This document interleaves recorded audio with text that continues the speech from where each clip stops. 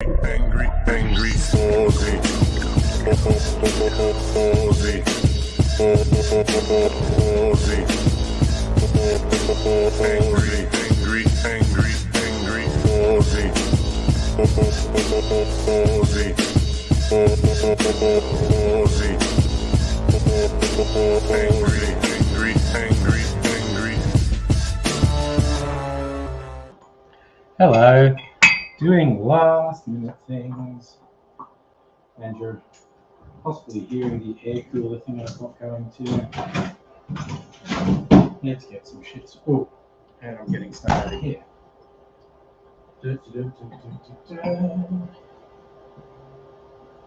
I'll finish these off. Right. Whew. Goodness gracious me. Archie Monty, it's about 4 a.m. where you are, and hello Megalich, musical aviator.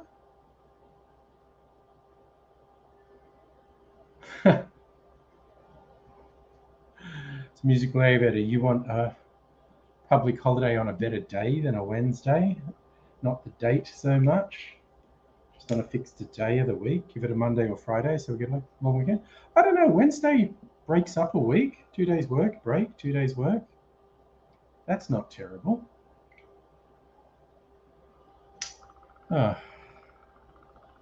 So I have no idea how much my mic is picking up the little air cooler thing, which is actually friggin' working, which is nice. Justin, we should become a republic. Hold a referendum on the 4th of July. Oh, that would be hilarious if we made 4th of July National Day. It's actually blowing too much on me, which is kind of a nice problem to have. Just turn it to the side a bit. It's blowing. Look, I'll show you the little thing. It's a fucking mess here, but see that little thing? It's like a little air conditioner. Sounds like tiny bubbling. Okay. Well, hopefully it's not too off-putting, because it's freaking hot in here. Because the house air conditioning is still fucked. I'm supposed to get fixed this week. Who the fuck knows when? Might be storms the rest of the week, and they might cancel coming around because of storms. Let me see, what is... That's not the right button. What is the Bureau saying? Fucking 35 and 34 and storms. Tomorrow. Shower developing? Okay, not a storm tomorrow. Thursday. Showers, possible storm. Possible storm. Christ, and they might have the new aircon put off because of possible storms, which would suck. Nettie, you bought one of those. It broke the second day you used it. Oh well. We'll soon find out, because this is the first day I'm using it. So,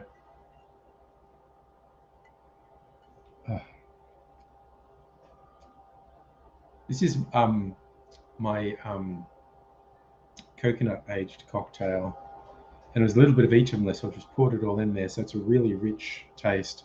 Still got a little bit of smokiness from the Archie Rose Negroni, which was a very smoky version of a Negroni.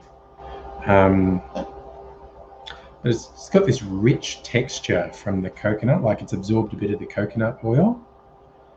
It's technically not fat washing, but it's very, very similar.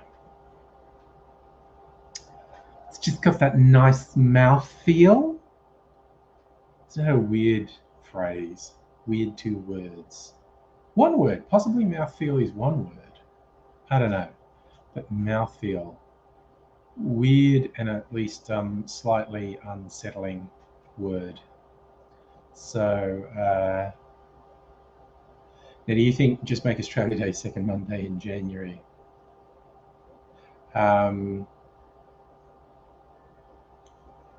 Yes, I mean, the one element of changing the date is because it's very offensive to a lot of people.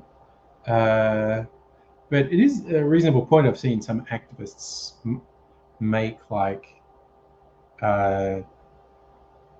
it's not so much change the date is the be all and end all for them as a more equitable country and society that recognizes the crimes committed by colonizers and tries to make recompense for it. That might be a good idea. Justin, the Philippines has their National Day of 4th of July. Yes, the US is one of their colonial masters. Of course, because they were a Spanish colony for a long time. And the Americans thought the Philippines was strategically valuable to them. We had the Spanish-American War based on false pretenses, which never happened again with the US. And it's I was going to say funny, but it's actually awful and in some cases borderline genocidal that the US is like, yes, we're going to liberate the Philippines from the oppression of the Spanish. And the Filipinos are like, woo! And then the Spanish are chased out and the Filipinos go, yeah, freedom, liberty. And the Americans go, not so fast. And yeah, some of the Filipino freedom fighters realized the Americans were just more colonizers and tried to fight against them. And the US was merciless in slaughtering anyone they thought was possibly resisting them as a colonizing power. Very, very ugly. Nitty saying it's not like anyone works in January. I take offense to that. I'm not getting super Tim Smith. No way. It's so fucking hot, man. Now, this little air thing is actually making it tolerable because it kind of wasn't tolerable in here before I switched it on. And now it is, which is nice. But the heat's been making me really tired. Am I using a different microphone? No, you're hearing a noise because of the little air thing I've got on, because I will fucking die if I don't have the little thing. I might actually push it a bit further away as well. Don't know that that's going to make any difference with the sound. Actually, I'm just checking what mic is being used at the moment. Actually, that is the wrong mic. Is that better? That might be better. Might actually be better. Interesting question, Justin. Would the Philippines have been made a state if the US had kept it? It's further away than even Hawaii. So from an administrative point of view, very difficult. Okay. I actually, that was the webcam mic that was on. Okay. So we're better now. We're better. Oh. Way better. Okay. I didn't check. It was using the wrong microphone. So, a little bit of air. God, maybe I should make something really icy. I made Mrs. Angry a mint julep for that, which is a very simple drink with a spirit, mint leaves, and a bit of sugar. And you smash lots of ice, crushed ice. Just pour it over crushed ice. I made it for mint. Excuse me. Most common mint juleps are made with whiskey these days. Now that's still the wrong now, Safa. NOW is the time one. And Strictly Sega, hello, by the way. Mrs. Angry's not huge on whiskey, so I made hers with a whiskey barrel-aged gin, which is a nice halfway wing, and I think she appreciated it. Evening, Greg. How you going? Nettie, you can't find a mint, or you'd be having lots of minty drinks somewhere. Mrs. Angry is actually doing fairly well with growing mint, so the mint that was in her julep is actually from the garden here.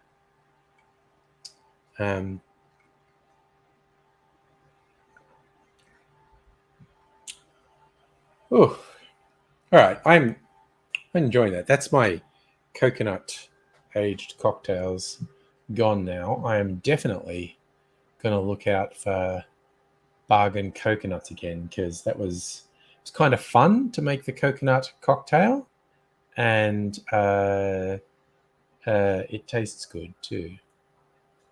Oh, Safi, you actually got rat kits. Oh dear, that's a minor miracle. I haven't looked for a while, I have to admit.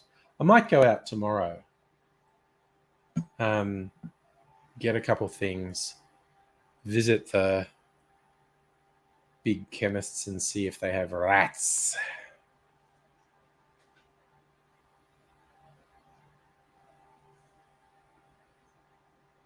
That's an interesting point, Justin. If Australia were to become part of the US, they would probably make each state a US state rather than Australia being a US state. Yeah, it's not a thing that's going to happen. But I like hypotheticals. Explore hypotheticals. What if? You know, it's a popular thing to explore. Bum Fungus on Twitch. Hello, good evening. Aircon is fucked, brew. Still not there. Another guy came around to look at it again today and said, no, it's definitely fucked. And they've apparently done another quote for the landlord. And they're saying we're going to get a new air conditioning unit this week. That's pretty vague. Don't know when. Tomorrow's a public holiday, so probably not tomorrow. It's possibly going to rain for the rest of the week. That might stop them. It's still going to be like 30, 35 for the next fucking week, which is fucked. So, yeah, the air conditioning system situation at the moment, Bum Fungus, I got that. I got that little thing. And it's actually working. Because the big aircon is in the other room, the lounge room where everyone was sitting. And it's fine. It's making that room perfectly livable. But I had to leave everyone there. And this room was very hot, but it's fine with that there.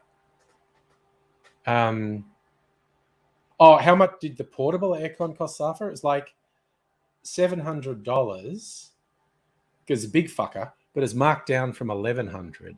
So I thought that there's the bargain. Get the big powerful one that's been, marked a third off. So that's what I did.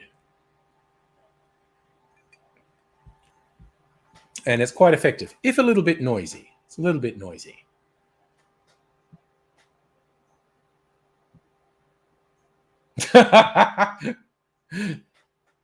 Well, again, to be fair, Justin, Safa's not Russian. He's Ukrainian. So that's a good thing. Oh, yes, yeah. So Sega, the new thing that's going to cool the whole home, the landlord's paying for that. I don't know how much it's going to cost them. We did look it up just for wanting to know.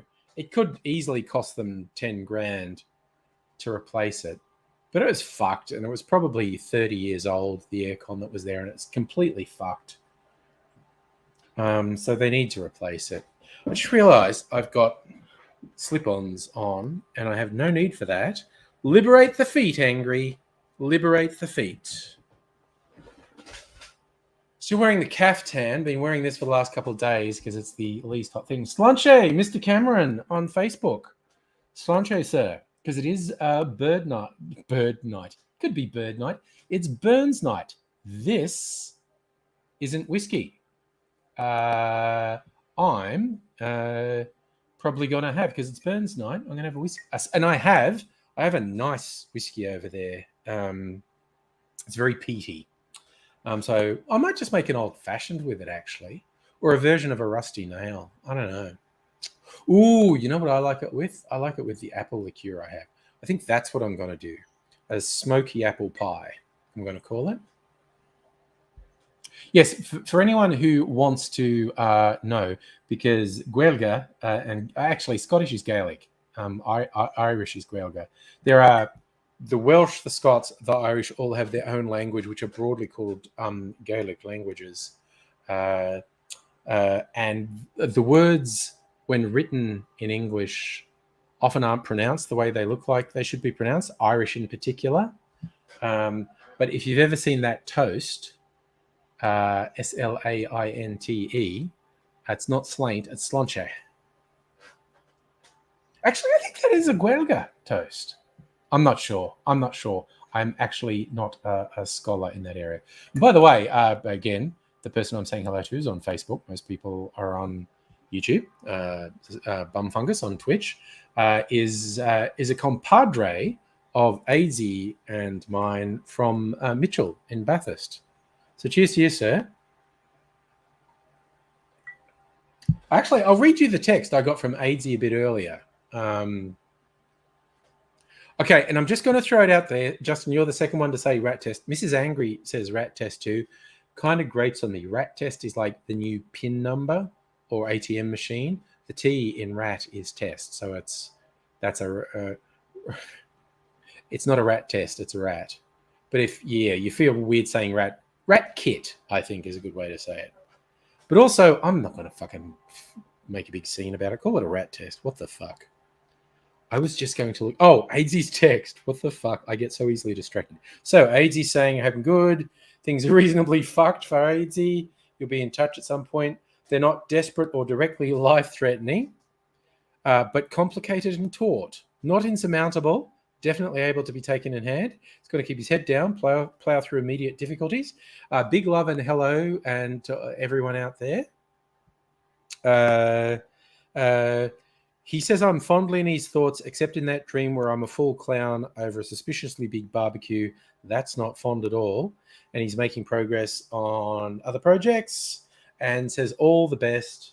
So AZ wants us to know he's thinking of us. So there you go.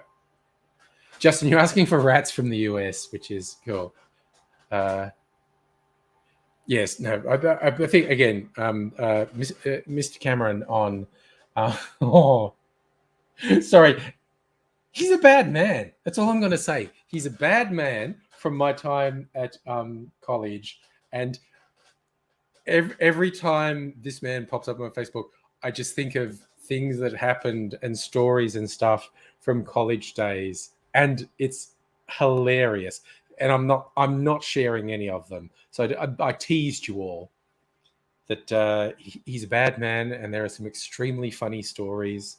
I'm not sharing any because I don't think the statute of limitations has run out on all of them. So nobody. Greetings to you, sir. My favorite acronym is probably TLA, referring to the number of particularly US government agencies that have three-letter acronyms: FBI, CIA, NSA, the spy agencies and enforcement agencies that have three-letter acronyms that just collectively referred to the TLAs. They're all, which is, of course, TLA is itself a three-letter acronym, which I'm fond of. Oh, yeah, Chris, I'm teasing. I'm absolutely teasing, Chris. Man, I'm fucking enjoying this drink, and I am absolutely keeping an eye out for more coconuts, because I did not keep the other coconuts because I was worried about the coconut meat either drying out or rotting and going off. So I actually put them in green waste, and but these have been so nice. I'm definitely making more coconut cocktails. So sometime soon. Also, I'm putting the video about my coconut cocktails is going live tomorrow, just as I finish the actual cocktails. I've had the video edited for a while. It's been in my back pocket, as it were. Tonight I want to fucking plan out what I'm going to do next week. So I've got to shoot these videos progressively this week, at least 2. I don't necessarily have to do... I'm not that compelled to do 3 videos. But I might, particularly if I can come up with a short one. Nice. Okay, Dave, love the work. Can't hang around. Switch to another platform next time. Whichever, bro. Please take care. Love your work. See you later. It's a musical idea. Justin, I like that. The A in Airbus A380 is actually for Airbus. So it's an Airbus 380, not an Airbus A380. Good call. Dave, I'm trying to stay cool. my little box there. It's fine. It feels good. Young Ms. Angry also has one in her room, which is like the hottest fucking room in the house. She says it works for a little while, and then it just blows hot air. But look, you can see my hair blowing in the breeze, like a 70s music video.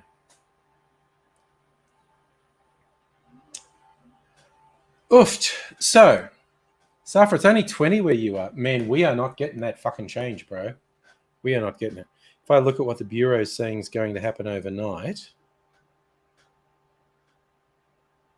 it'll get down to 19 at 6 a.m., which is great. They can wake up. It's going to be cooler. Going to open the house up, get a little bit of cool air in the morning, which is, it feels okay waking up to that. But it's going to be, what's it going to be overnight? Fuck. Okay, it's getting down to about 23 by midnight, which is not that bad. It's like fucking New Year's Eve a few years ago. It was still over 30 at midnight. It's like fucked. All right, so videos to next. I think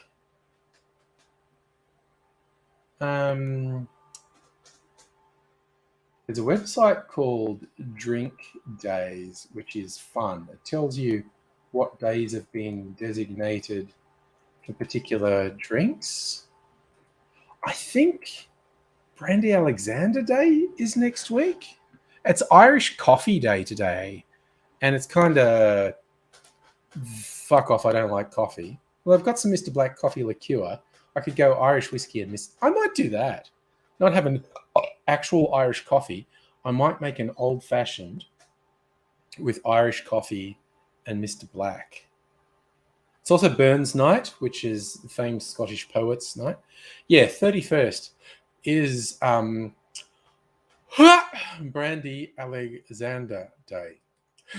Which day is the 31st? It's Monday next week. So I got to come up with a script for making a Brandy Alexander. Then it's Pisco Sour Day on February 7th. So that's a week after.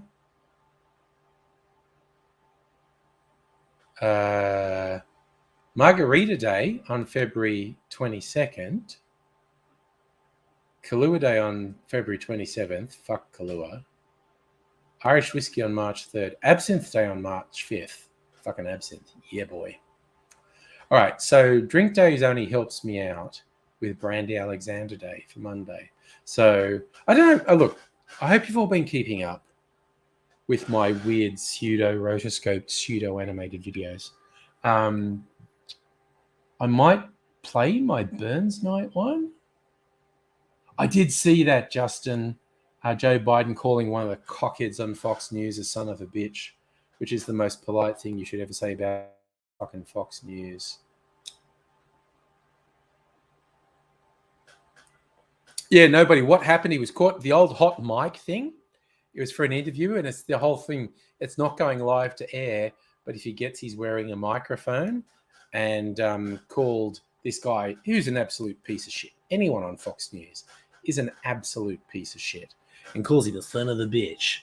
And it's just like, whatever, dude. He's a fucking cocksucker. That's a dumb insult. It makes it sound like you don't like people who suck dicks. That's a noble and kind thing to do, suck someone's dick. So here's to the cocksuckers. I'm not even drunk and I'm saying stupid things like that. Okay.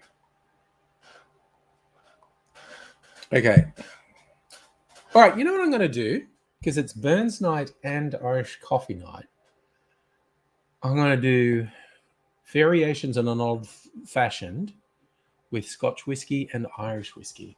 And I'm going to do like an Irish coffee old-fashioned.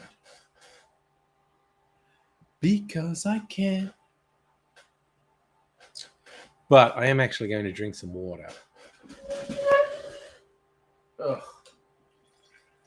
Because the water's chilled. And I'm putting it on ice.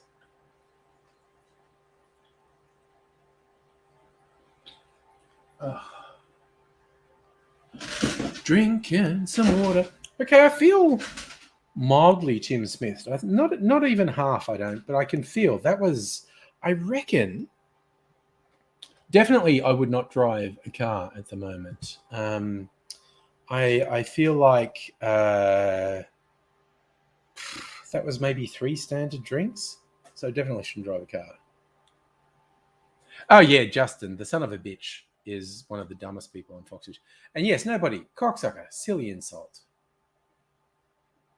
But yeah, also insulting their mother, nobody, that's a traditional way to start a fight. Insult someone's mother.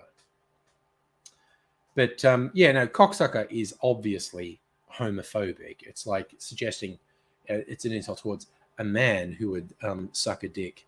And it's a dumb homophobic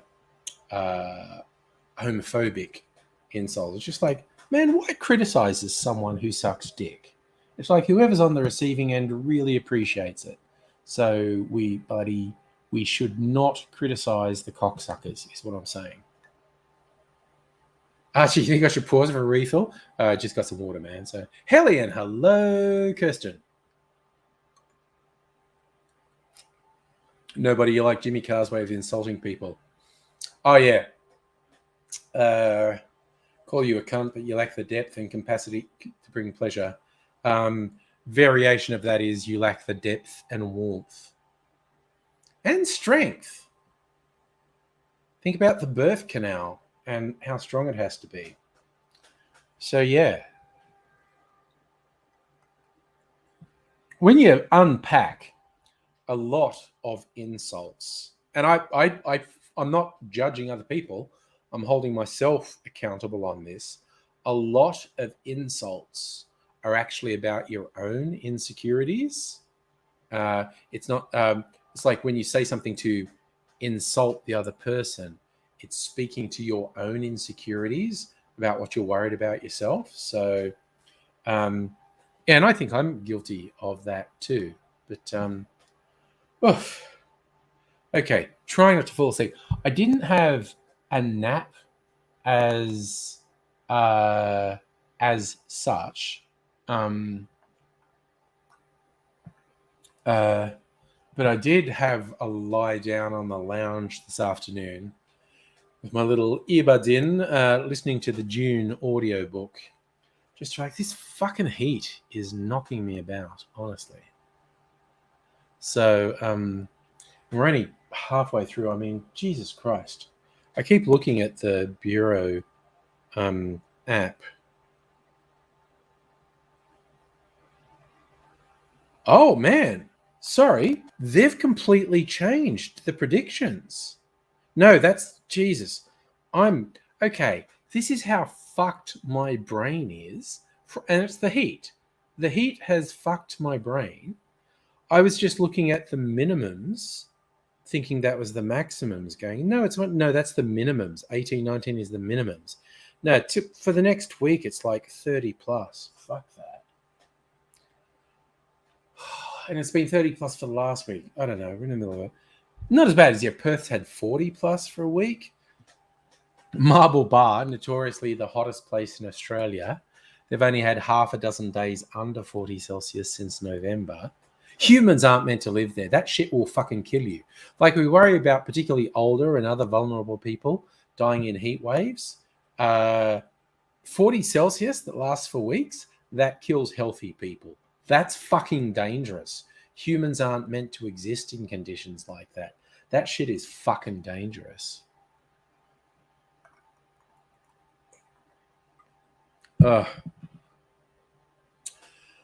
Anyway, it's me shaking my fist at God. Not really. It's the hubris of man that's the problem.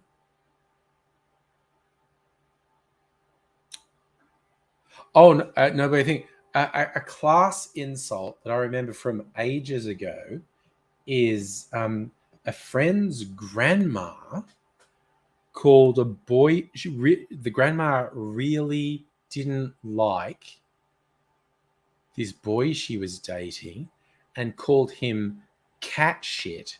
And she said, and cat shit is completely useless. You can't even use it for fertilizer. And that's a savage burn from a grandma.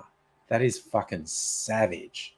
And I've always remembered that one for its brutality. Bum fungus on Twitch. Yes, I am old men yelling at clouds at the moment. But basically at the moment I'm yelling, clouds, why aren't there more of you blocking out the sun and raining and bringing the temperature down? Although it is meant to rain for the next couple of days. So it'll probably just be gross and humid. And I didn't bring my fucking laundry in. God damn, I'm a fucking idiot. God damn it.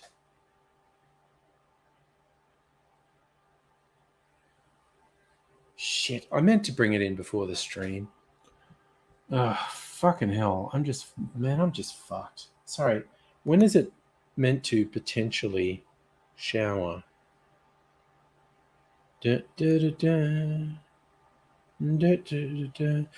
till tomorrow afternoon. So I'll bring my fucking washing in the morning. Jesus, I'm such an idiot. Oh, yes. Kirsten, I love that one. And you can put absolutely anything in there. You absolute crumpet. You know. You absolute jam jar. It's great. Yeah, arsehole's a good fallback. Yes, the only thing that comes out of an arsehole is shit and smelly gas. Yes, absolute forklift. Yep. You can throw a bunch of stuff in you absolute. And in fact, one of my favorites is you absolute unit. Because that doesn't necessarily have to be negative even. Someone's a unit. But yeah, if someone's a fucked unit, that's an old senpai like, yeah, that guy he's a fucked unit. What the?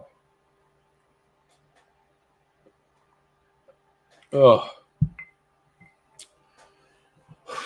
I swear to God, it's only like 8:30. Okay, so 30 minutes in, however the fuck long I last tonight, and I can potentially go long because it's public holiday tomorrow, so I don't have to get up.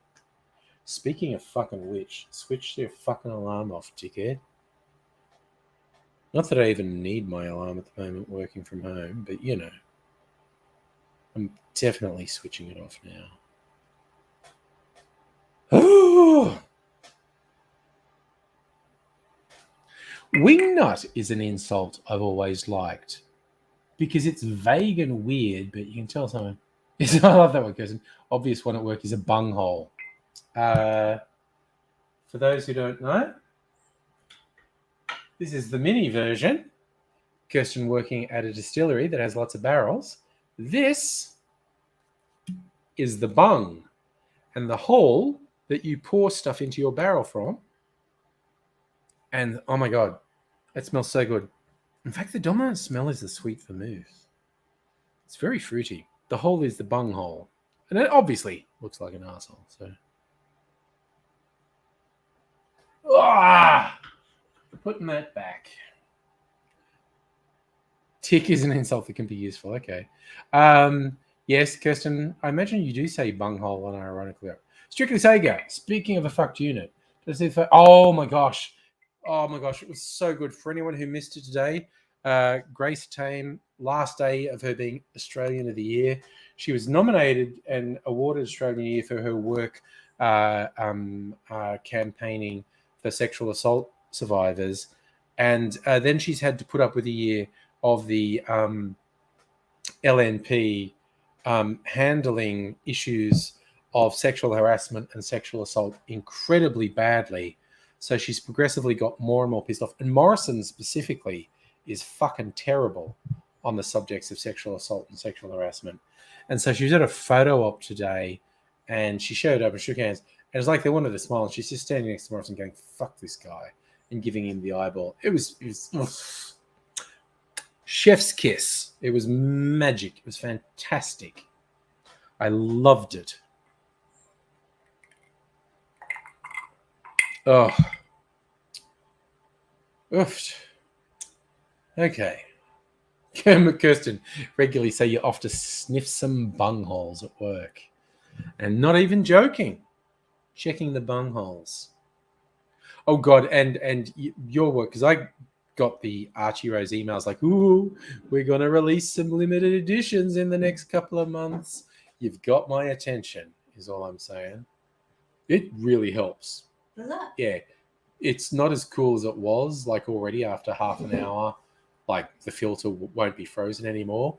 But just getting some air circulation really helps. It's really good. It was an excellent idea. Thank you. Oh, you look like you're asking me to make another julep or something. Just something to drink in. Sorry, what? Ginger beer, wasn't it? Oh, just a ginger beer. Do you want a soda or a ginger beer? They're both here, obviously. Yeah. I mean, they're very different options. That's why I'm asking.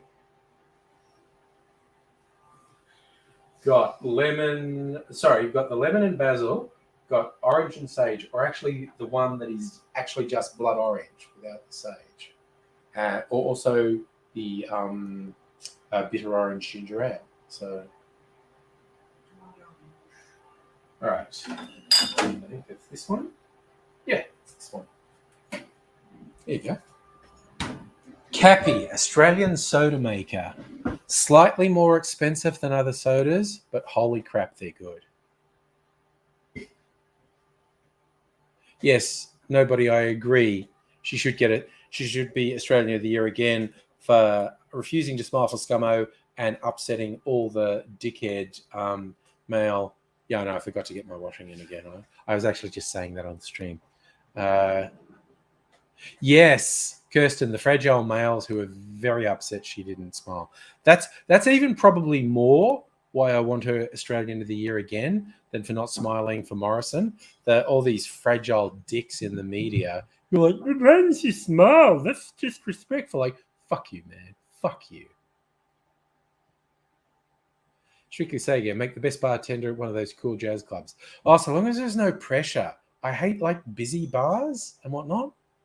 I think you'll be able to tell when I win lotto, which is obviously never going to happen. But, you know, it's a phrase we all use. When I win lotto, I will either, actually, I'll probably do both. I was going to say I will either build a home bar, like I will just kit out a whole room to look like a speakeasy bar, and all the streams will be there from then on, or I will open a distillery. But I think we've established previously, I'm going to do both. I'm going to open a distillery. We even decided on a stream in honor of the unusual folk with the regulars on the stream, it would be called the Divergent Distillery. But I think I'd have a home bar as well. I think the distillery, I don't want it to have I don't want it to have a public, maybe a public bar, private members bar. I think you be a member and get into the speakeasy bar. Who knows? South Scum is the un-Australian. I love some people have captioned the photo of Grace Tame and Morrison. Grace Tame's labelled Grace, and the fuckwit is labelled Disgrace. So, yeah, my little Arctic air is already not blowing out cool air. It's just blowing out air, but that's fine. Actually, just some air circulation blowing at me is good. All right. I'm now just going to fuck around and build a Scotch drink in my thing.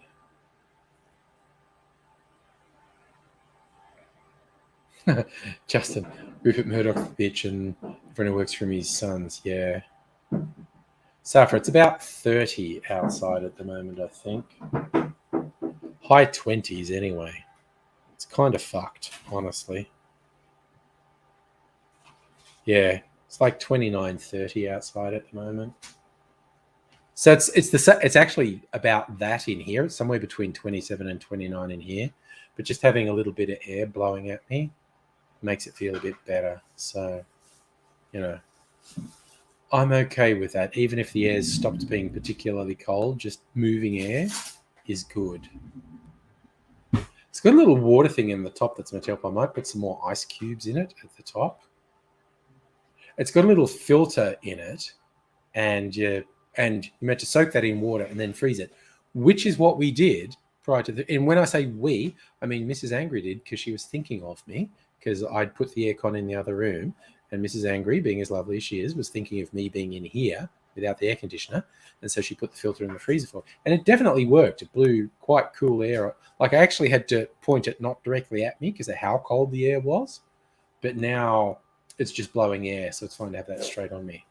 Strictly Sega, have I seen any good movies lately? Well, I haven't been to the cinema since I saw Dune, which I quite enjoyed. I ain't going to cinemas anytime soon, just because of COVID. On the TV, I did watch the Mortal Kombat, the recent version of Mortal Kombat, the other day. Holy shit, that's violent! Like it's like R-rated, hard R in Australia for the violence. They full on did some of the fatalities from the game. Someone getting cut in half with a saw, and someone getting their head squished, and someone getting their spine shot out, and someone getting their heart ripped out.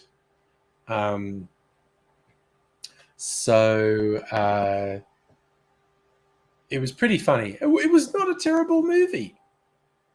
And the fact that they worked in some of the fatalities from the game was pretty funny. So if you're saying Dylan Alcott's Australian of the Year, Dylan Alcott, cool dude. Very cool dude.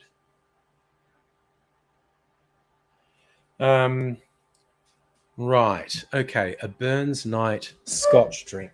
Not doing a Bobby Burns. I did that for my channel. So, my Talisker 10-year-old. I think I'll do the apple liqueur. I'm just going to do it with a liqueur. And I have a lot to choose. I have a lot to choose from. I haven't made anything with the apple liqueur for a little while, and I really like that. I'm just got to remember where it is. What's this? Oh, God. I hate having to look for things. My brain's not coping very well, quite honestly. All right. Where is it? Oh, yeah, I thought it was down here. All right. I just had to put a little bit of effort into looking and, not that keen on putting effort in. Oh, God. I'm tired. This freaking heat is knocking me about. Okay. Getting a skewer because I want to stick a cherry in it. Even though I'm running out of cherries. Fucking COVID supply chain problems have hit me hard. Anyway, okay. Talisker, 10-year-old, single malt whiskey. No, but you want a third job before you catch the Rona. Fair enough. You're getting it. Oh, look, Strictly Sega, I'm here for a Lebowski vibe, quite honestly. Be the dude wearing a caftan with long hair and a beard. Kirsten, Dylan Alcott's your friend's boss. Okay, cool. Oh, buddy, I feel like we're all going to end up with COVID. One of Nettie's offspring has tested positive. I did not actually ask you, Nettie, what you're doing with isolating your household member. Oh, my God, that scotch smells so good. I mean, if you like smoky, peaty scotches, it smells good. Apple liqueur to sweeten it. And dash of bitters, I think. Justin, you think it's hard to get an R in Australia? It's hard to dance the line between getting an R and getting refused classification. Mortal Kombat definitely got the R for graphic violence. And I've not seen something that graphically violent for a while. Oh, yes. So you're just all isolated. Are you trying to isolate from each other in the house, Nettie, or are you just collectively isolating? Because I think if one member of a house tests positive, it's very hard for other members to not contract it. We actually have a plan in this house for if one person tests positive. Oh, yes, Strictly Sega, how much I've changed since COVID started. Absolutely. Stopped cutting and colouring my hair. I had that short, coloured, like dark, spiky hair for best part of 15 years on YouTube. And then COVID hit, and I said, you know what? Fuck it. Stop colouring my hair, stop cutting my hair. Although I've had it trimmed 2 or 3 times in the last 2 years, but not more than that. And it was not serious cuts. It was just trims. Keep it healthy. But I haven't colored it for 2 years. So this is my natural color. So Justin, if you were going to the US, you'd get a 4th jab while over there. Yeah, the 4th jab might become a universal thing soon. Who knows? Right, managed to stab a cherry.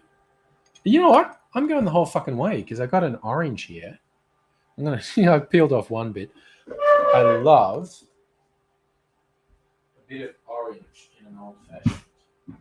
Just got to get a peeler. This is the one I've cut myself with before. So excuse me if I'm a bit tentative while I use it. I don't want to cut myself again. Nice. Your lad tested negatively. Good. I'm the Aussie Lebowski. That's fine. Yes, Nettie's house does need to be in the clear for you to visit. Oh, yes, of course you want to visit. Of course you do. But, you know, hopefully in about 2 weeks, be all clear.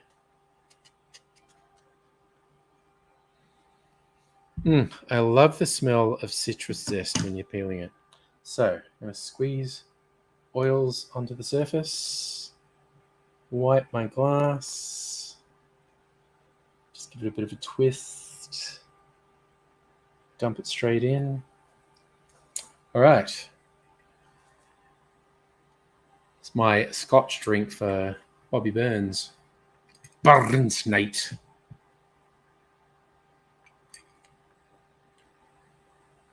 Oh, fuck yeah, that's good. Oh, my God. Oh, that's really good. Goes through a few flavors. There's an initial sweetness, which is from this apple liqueur that I put a little bit in. Then all those malty flavors from the Scotch and then the smoke coming out. Yes, Nettie, weekly segment. What's killing us this week? Except for the last 2 years, it's just been like fucking COVID. And yes, Lee, COVID most certainly doesn't have a good sense of boundaries. Oh,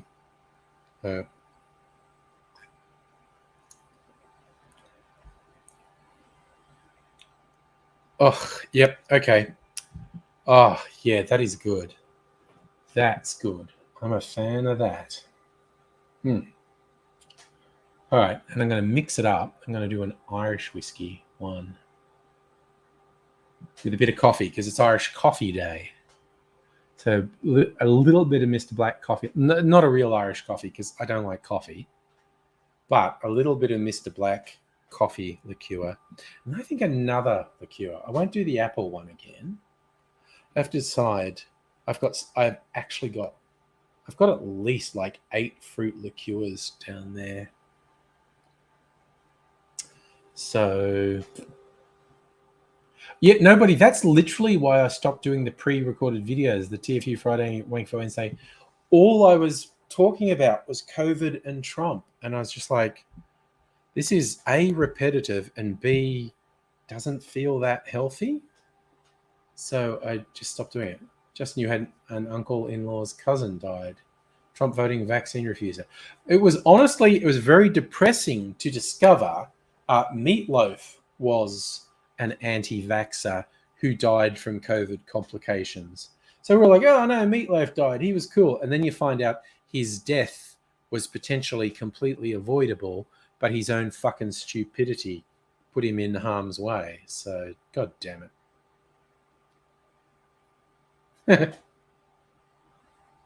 Yeah, no, Lee, we could sing the Carl's Mum's a Bitch song with COVID. Well, not COVID-19, just go, COVID's a bitch, it's a big fat bitch, as big as bitch in the whole wide world.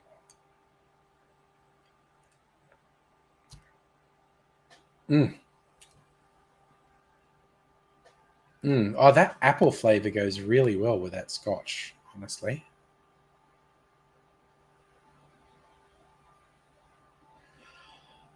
Whew, sorry, I'm going to do a lot of this sort of, man, I'm just like, God damn. Yeah, nobody is like, I have to admit, I love doing like on Twitter when an anti-vaxxer COVID denier dies. just going, ah, that's a damn shame. If only there was something we could have done to prevent that. Net having a white rum slushy, that sounds excellent, honestly. And yes, Lee, put some humor into the situation, definitely, even if it's gallows humor. Yes, Strictly Sagas, Tim Brooke Taylor was the first celebrity death that really hit me, having grown up with the goodies. Some of them are just fun. I don't think Tim Brooke was an anti-vaxxer. I don't know. Possibly the funniest one is still Herman Cain. Ran all those Trump rallies. No masks. We won't be scared. Drops dead. Oh, wow. That was a fucking shame. Ooh, husband's making cocktails. Excellent. Nettie's kind of got me on there with white rum slushy. Not necessarily slushy, but I might... God, I might just do a big fucking thing of crushed ice and do... Ooh. I need to look it up. Looking for a painkiller.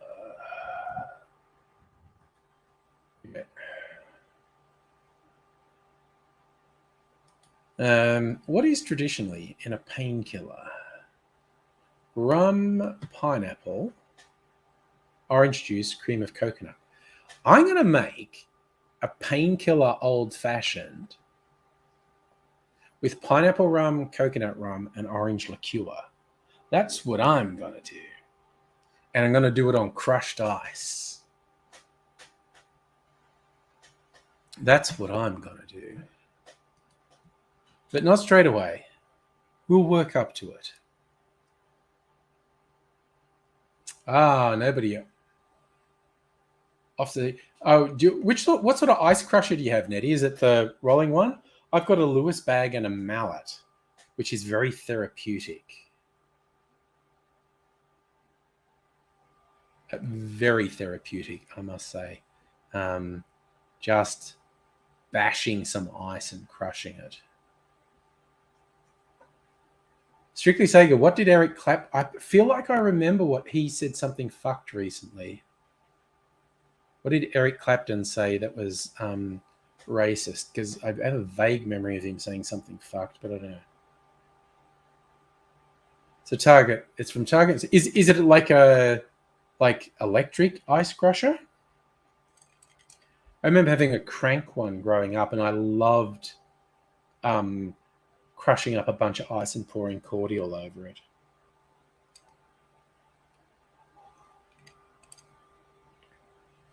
Strictly say, oh God, England for English, yeah. That is fashy, racist shit. Righto, you got 2 bottles of habanero and mango chili sauce. 10/10 rated hot chili sauce. Try making cocktails. Definitely. Particularly, people love making tequila cocktails with chili sauce. Just experiment. Like, make a margarita and put like a spoon of chili sauce in and shake and see what that's like. I'm not big on chili myself, but a lot of people like making chili cocktails. I have a chili liqueur over there, anchoreas. I do like putting a little bit of that stuff, give it a bit of bite. Chikasega, they did a whole rock against racism because of him. Jesus. Okay.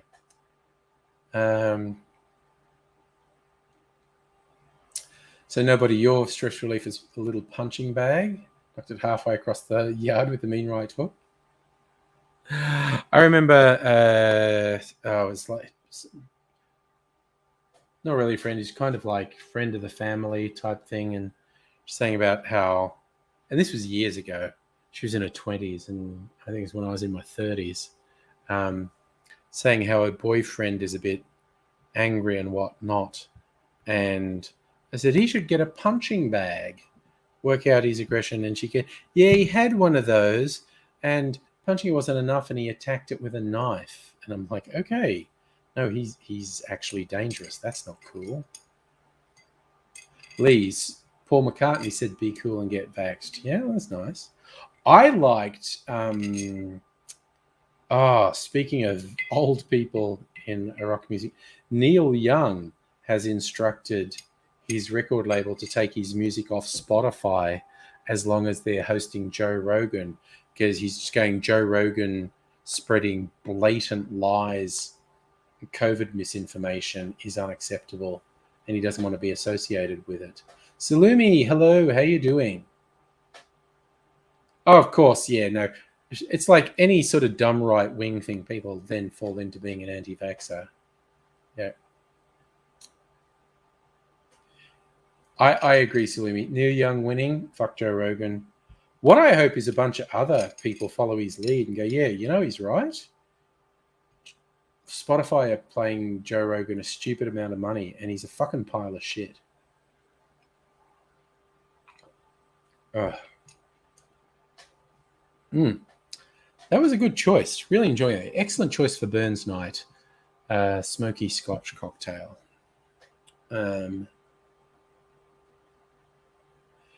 Yes, no, but a bit of moral courage. Oh no, Salumi, just broke up with your partner. Bit numb. Okay. Well, it's nice that you can appreciate it was the right thing to do, but it's, yeah, a little bit fucking traumatic when it just happens. So we just hope that, yeah, it's for the best, and there are better things ahead. So yes, even when you know it's for the best, that doesn't stop it being a fucking traumatizing incident at the time. So, but it is nice. You can see it's for the best. So, because, you know, breakups where you think, oh, I just want to be back with that fucking sucks. A few bad breakups over the years. So, and a few have been, man, that was the right thing to do. But yeah.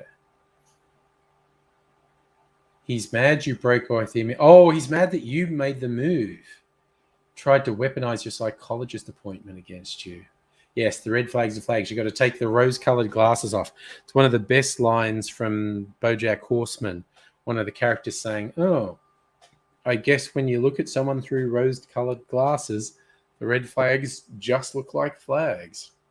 And who doesn't love flags? You can wave them back. Yeah, but yeah.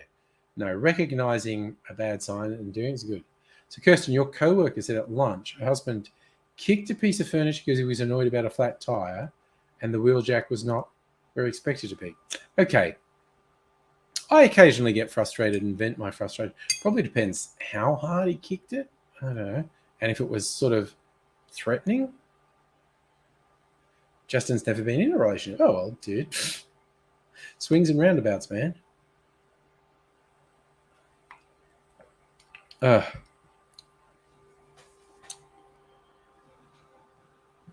think I'll drink some more water after this. Oh, yeah, Kirsten, if there's a pattern of... Oh, no, he destroyed the furniture. No. If it's violent to that degree, that is disturbing shit.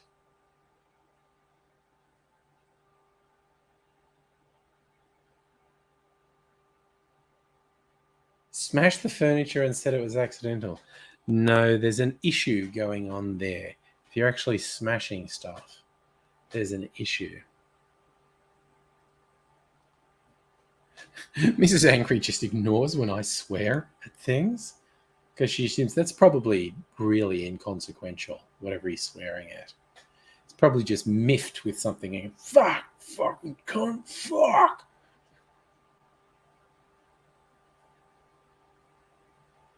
Yes, Salumi, it's a good point about violence against objects can escalate to violence against partner. Even if it never actually does, it's often an at least implicit threat, which is creepy and nasty, and not good. And yes, owning your actions is very important as well. Adult communication, it's an important thing. And we don't always operate as our best selves. And that's also something that I think is important to acknowledge on both sides, whether you're the person not acting your best self or you're with someone who's not being their best self. Look, if you own it and accept it and try to work at it, that's one thing. But if you deny it's serious, that's a bad warning. Oh, Christ, Kirsten, he won't allow her on social media. That's probably, to me, that is a worse warning sign than violently smashing things. That's a very creepy control thing.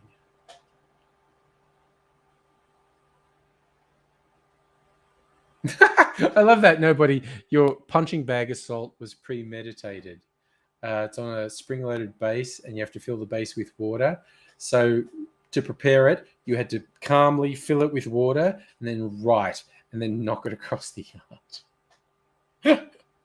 You knew what you were doing, though. You knew what you were doing. You said, you know what? I need to do this. I need to get this out of my system. You knew what you were doing and owned it. Justin, absolutely. That sort of controlling behavior is definitely domestic violence. It's fucking creepy. Oh, nice. Salumi, you're going to a smoking ceremony tomorrow. Yeah. Yeah. Being somewhere where people are doing positive vibes hopefully helps with a good reset. I love that phrase as well, Salumi. A red wall banner. I'm saying you're allowing stuff for another person is way bigger than a red flag. It's a big fucking banner. Mind you, I've seen big fucking flags over the time too. But yes, that is an excellent turn of phrase, by the way. That's not a red flag. That is a fucking banner. That is a huge fucking banner saying, ooh, bad shit. Bad fucking shit right here.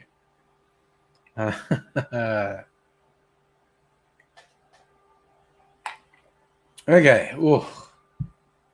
Okay, well, that was a fucking winner. I've only got this, like Talisker 10-year-old single malt. Sounds, it actually is pretty high end, but it was like a huge discount. The only reason I have this, huge fucking discount at Dan Murphy's. I was just going through there one day and went, really? That's like quarter off. Fuck, man, I'm just going to get it. Jesus Christ. Kirsten, he didn't speak to her for 15 days over this incident. No. Oh, no. Oh, no, that's serial killer shit. He flipped his lid when a co-worker with the same name as her ex-boyfriend, high school, messaged her to cancel his... Oh, Jesus. That's fucking serial killer level shit. Alexander, you're training to become a magistrate. Spent the day in court dealing with traffic cases, but had 2 domestic violent cases. Very unpleasant. Oh, no, the fact that so many domestic violent cases are leading directly to fucking murder is very unpleasant. All right, I'm going to put these away. I'm going to drink some water. Because I'm a responsible motherfucker. Do.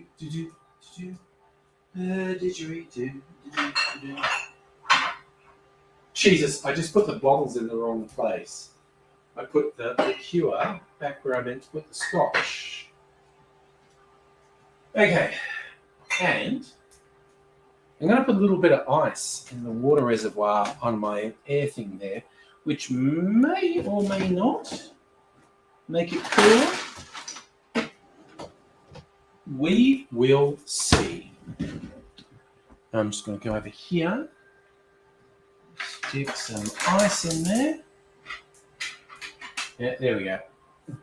May or may not give me cooler air. But even just having moving air is good. Whew. Kirsty, you want to be sympathetic, but she doesn't want to leave him. Oh, no. That is... all the warning signs are there for very disturbingly violent outcome. It is incredibly disturbing what you're saying there. Tilly, you were in a relationship. They cracked it at you when you said you were taking a limousine anywhere. Didn't appreciate her being so greedy. And again, that's a weird one. I have had problems in the past with partners and money who have reacted extraordinarily badly when I've said anything like, that seems to be an irresponsible use of money. and they've lost their shit at me. I'm like, oh, okay. That shit didn't work out.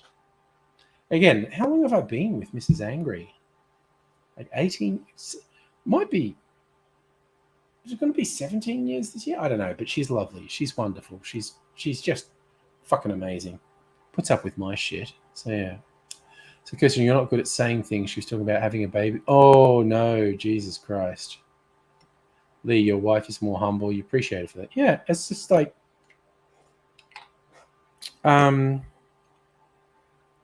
Good. Now I'm going to get like...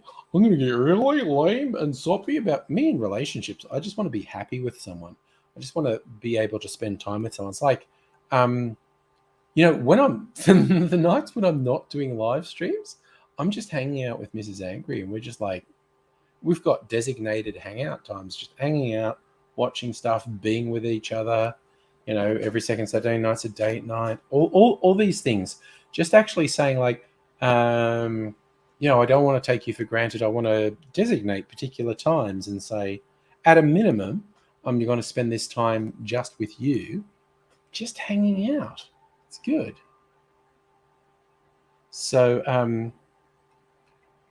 I'm gone through a lot of relationships in my life, and to get someone as just wonderful as Mrs. Angry, because I know what I'm comparing, and I feel incredibly lucky. All right, some water.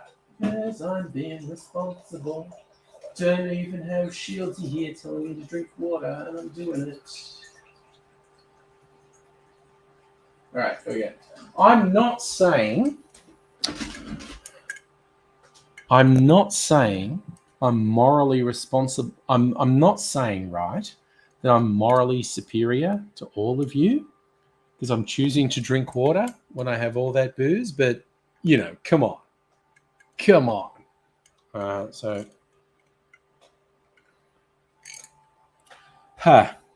some water. Actually, there's just this fleeting thing there. Do I want a snack? Want to eat some? No, I don't. I don't want to eat some chips. I just want to drink some water. And I actually really enjoy drinking water between cocktails. Megalith, your wife and yourself game in the same room when you stretch over each other, show affection. It's nice. Again, positive adult relationships. Love it. Chris, the water is definitely going to my head, man. The water is affecting me because I haven't had anything else. Oh my God. I'm so sorry, Kirsten. My initial thing. So again, speaking of nice, positive relationships, Kirsten husband currently cooing at the cats.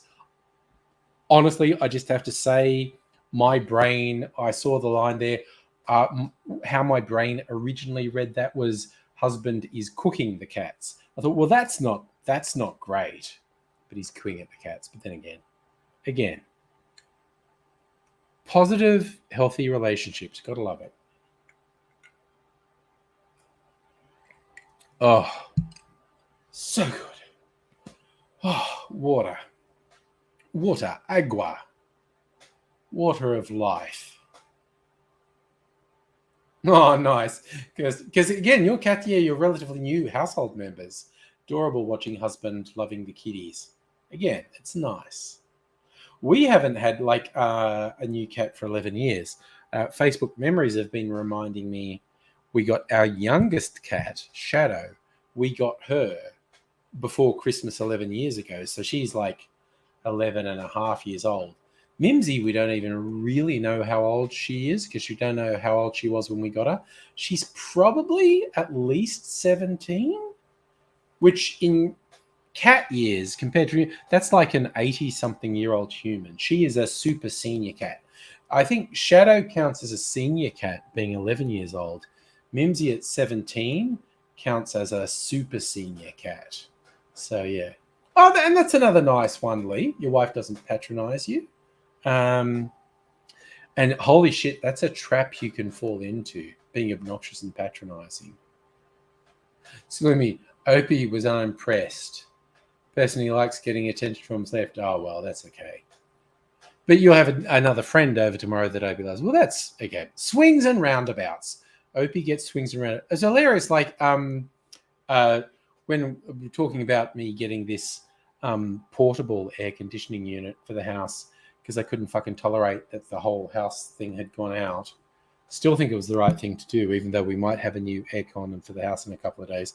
Anyway, so it came in a big box, and we jokingly said, "Oh, if we put a big box down, I bet Mimsy sits in it," and she fucking did. We had this big box sitting on the ground, and Mimsy just went right into it like, "This is awesome." Strictly Sega, you're pooped. Heading off. Take care, man. See you later. Bye. Safa had a steak. Okay, and you're either going to understand what I'm saying or think I'm a weirdo. Either is cool. I very rarely eat steak because I think it's too much like hard work. You have to chew it too much. Like I order either I like stuff that's like minced meat or pulled barbecue stuff. Steak is too much like hard work. And Chris, your lady's a good balance. Without her, you'd be doing everything all the time. Check the Zoom, possibly. Yeah, again, it's all good. Lee, your uni laptop's upgrade to Windows 11. I think this laptop is Windows 11 now. I'm pretty sure it is, actually. Which is weird. My desktop isn't Windows. And I think, Abigail's not here tonight. She helped me get around stupid shit with Windows, saying it's not registered and whatnot. When I was cleaning up in my 2 weeks off, I think I found the Windows disk for my laptop. So if it fucks up again, I think I have the right serial number to make it not fuck up. So it's good. Safa, it depends how cool the steak is. Okay, what I've literally found, there's a chain. It's here in Melbourne. I don't know how widespread it is. Okay, now I'm going to have to look it up because I can't think of it.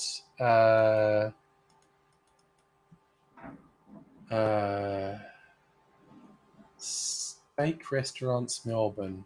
It's got pig in the name. My fucking brain has stopped working. I haven't been to one for years. Someone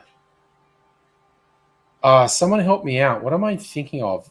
A chain restaurant that specializes in steak, and it's got like a pig as its fucking mascot, and they do like the aged steaks.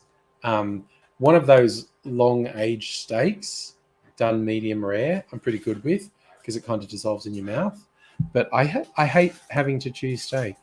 If my preference for steak is like medium rare, you just have to chew it. Hog's breath. Safa, you're a fucking genius. Megaleech, you got it too. Thank you.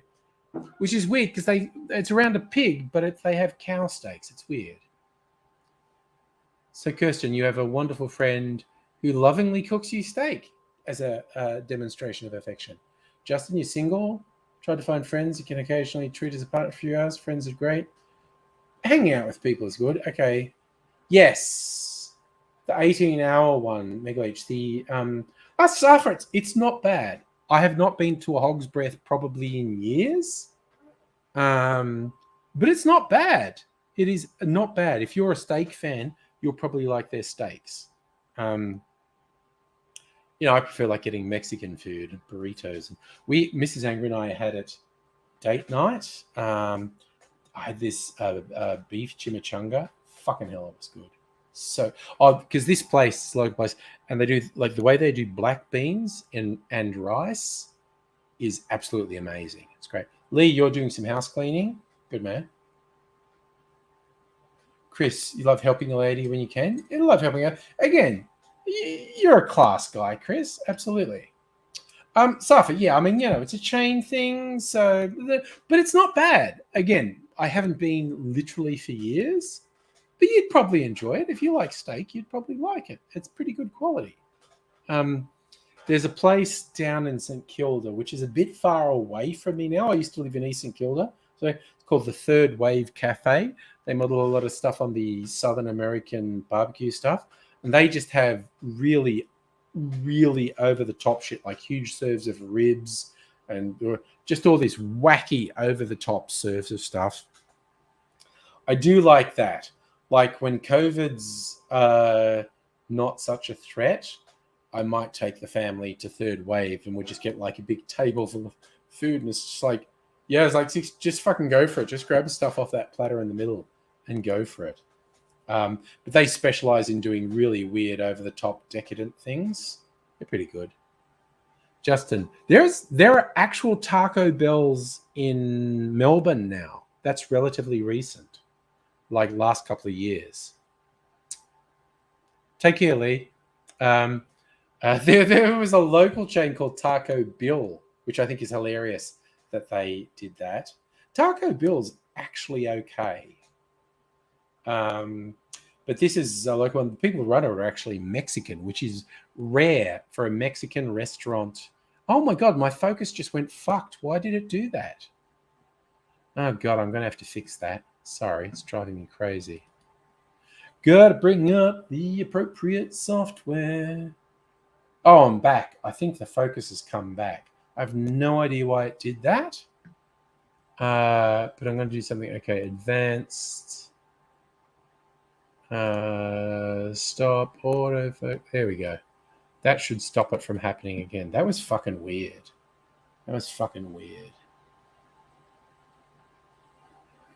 Safa, is there a South American festival in January in Carlton Gardens? Maybe, dude. I don't know. Never heard of it. Don't know. I even have a cable, but I haven't stuck it in here. But that's okay. Go and drink some more water.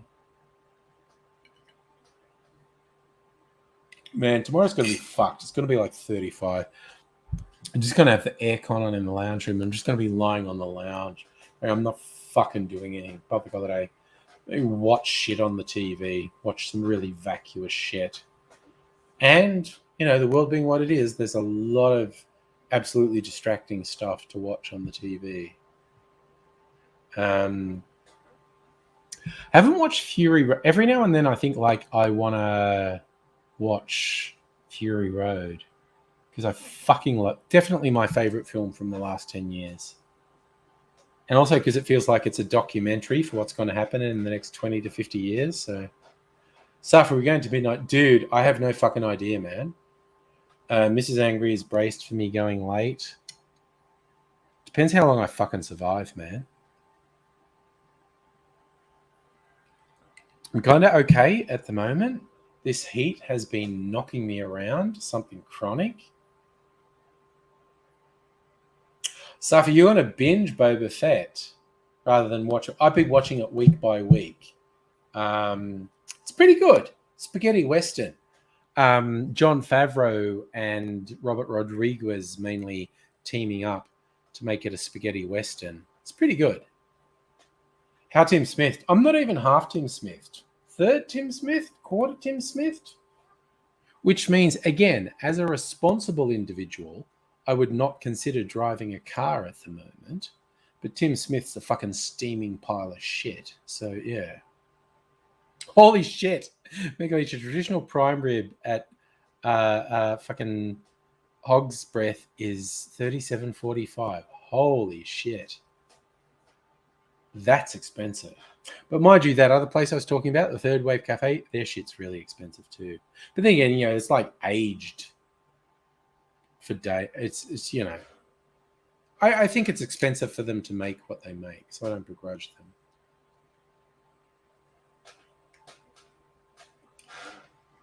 them. Drank the water. I'm a responsible individual. Now I think I'm going to do because it's Irish Coffee Day. I'm going to do version. I think orange. Okay. I have a whole bunch of fruit liqueurs. So for fruit flavor, what does everyone think should go? And just go wild. You don't have to know what I've got. Just say a fruit flavor. What fruit flavor should go with coffee? My initial thought is orange, but I'm not married to that. So, what's in terms of a cocktail? What's a fruity flavor that would go with coffee? Safa, you honestly think watermelon? I think you're just being difficult saying durian. Although I bet you can get durian liqueur. Somewhere in Southeast Asia, I bet you can get a durian liqueur. Jesus, okay, Megalish is finding even more expensive dishes from the Hog's Breath. Garlic prawn prime rib, $43. Coffee's garbage. I'm not a huge coffee fan. I'm thinking orange. I'm thinking a little bit of orange liqueur. Safa blood mango. I've got blood orange. I actually have a blood orange liqueur, which I was seriously thinking of having with it. Nice. Greg, I have a yuzu liqueur. I do have a yuzu liqueur as well, which is quite good.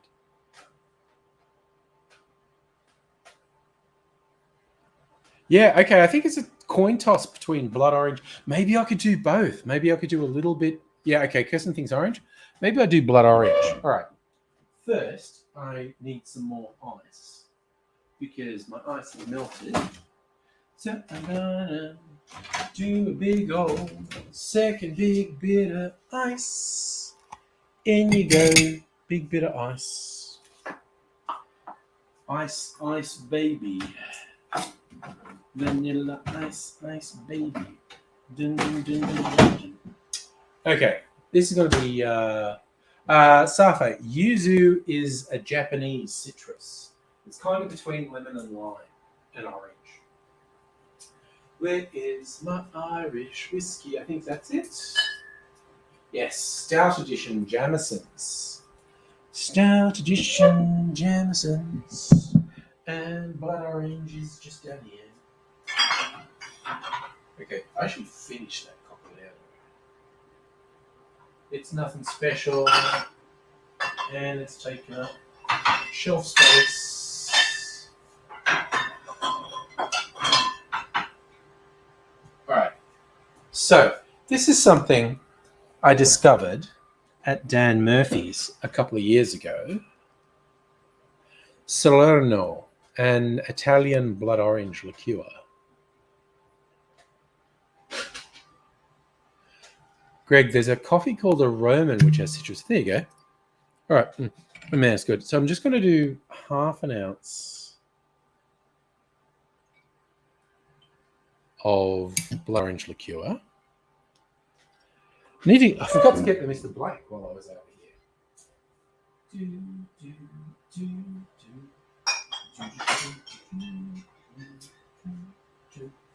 Where to put the Mr. Black?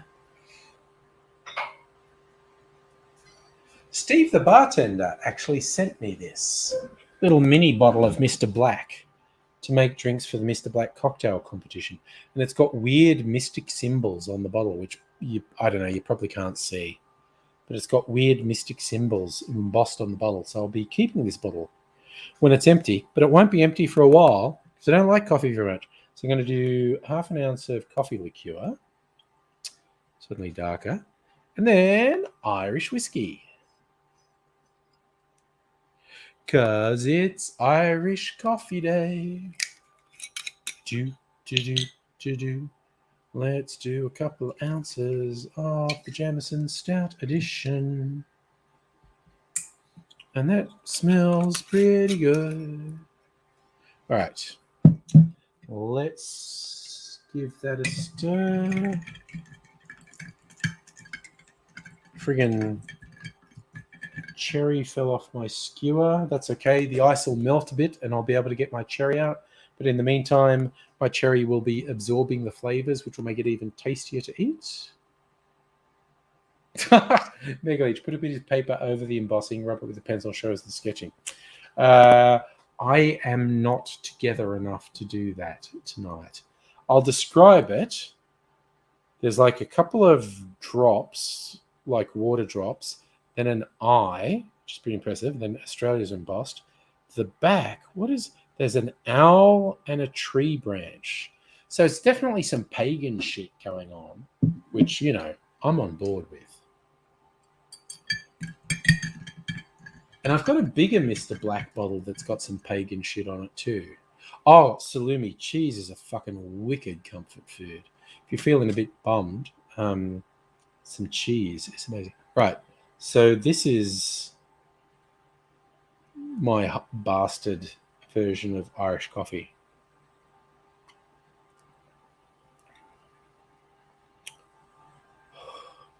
That's pretty good. That's pretty good. Oh, yes. Good call, Kirsten. If you're desperate to know what the mystic symbols on the Mr. Black bottles are, just go and look on their website and you'll be able to. Okay, it's got, I don't mind, I put a tiny bit of the coffee liqueur in very late on the palate with this drink.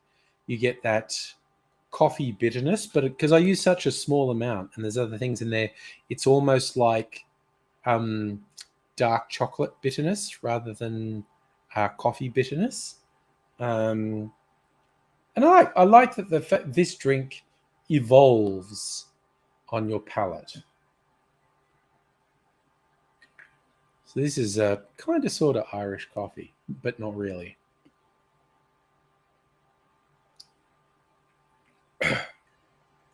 It's initially sweet, and very late you get the coffee flavors. I like cocktails that evolve. Abigail has pointed out before, I tend to repeat myself and say the same thing in multiple sentences. And I know I do that. It's just fill in airtime. Study reveals cheese triggers same part of the brain as many drugs. Cheese definitely triggers pleasure responses. Definitely. Addictive like some drugs because of a chemical called casein, which is found in dairy products, trigger the brain's opioid receptors. It definitely triggers pleasure responses if you're not, lactose intolerant. In fact, some lactose intolerant people still love the taste of cheese. If you like the taste of cheese, definitely stimulates pleasure responses. No two ways about it.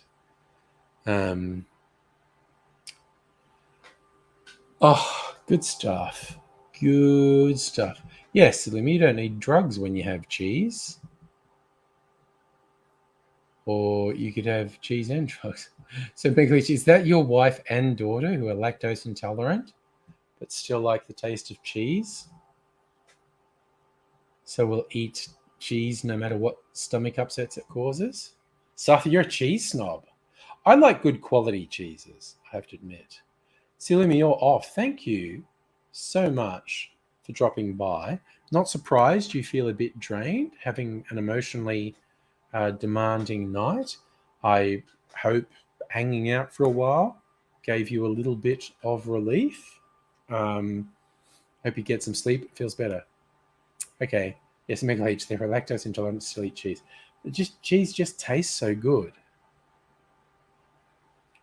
I remember Corey, Mr. Safety, visiting here one time, and he's lactose intolerance but likes cheese and has trouble resisting getting cheese. And he had a burger here with cheese, and he didn't have any of the negative reactions he has in the US. And I said, yeah, it's because American cheeses are all fucking preservatives. You're probably actually allergic to the fucking preservatives. Our cheeses are a lot more natural. That's probably why you're not having the negative reaction to them. So have you been super busy? Too busy to get your car serviced? Yeah. I haven't been that busy. I've had a few things going on at work, but my boss is on leave. It's really funny when your boss is on leave and just go, should I do anything? Should I do anything? The boss is on leave. It's like, no, the boss will come back next week and say, did you do those things? It's like, oh. So I'm making sure to do the things the boss is most likely to ask for next week. Oh, Safa, that orange US cheese is fucked, man. That is so artificial. And for those who haven't seen it, I mean this fucking orange. You know how different cheeses are different shades of yellow depending on their maturity. Some cheeses are almost white and some are deeper yellowy orange. No, American cheese, and they actually just call it American cheese, is this incredibly artificial. It's more orange than this. It's gross. Having said that, when I was in the US, I definitely got the can of aerated foamy cheese. You know, like you get whipped cream in a can that you can spray out whipped cream because it's got nitrous oxide in there. They also have cheese in those in America. I definitely got the canned cheese and I definitely sprayed it directly in my mouth. Sprayed it on some crackers and stuff as well. But I absolutely, definitely sprayed the canned cheese straight into my mouth. Cheese whiz, that's it, Mega H. Once was Strathfield. Hello. What about Kasu Matsu? Oh, I am not familiar with that. Thank you for piping up once. I'm going to look up Kasu Matsu. Okay. I'm going to look that up. Kasu Matsu cheese. Okay. Kasu Matsu literally means rotten cheese made in Sardinia Island, contains live maggots, part of the Sardinian food heritage. Sheep's milk cheese. First, once with Strathfield, thank you for broadening my knowledge with that. Second, ooh, gross, that fucking maggots in your cheese? What in the ever-living fuck? Seriously. Okay, that's in my list now of top 5 worst foods in the world. There's a thing in Scandinavia where they have the rotten fermented shark that they bury underground and is terrible.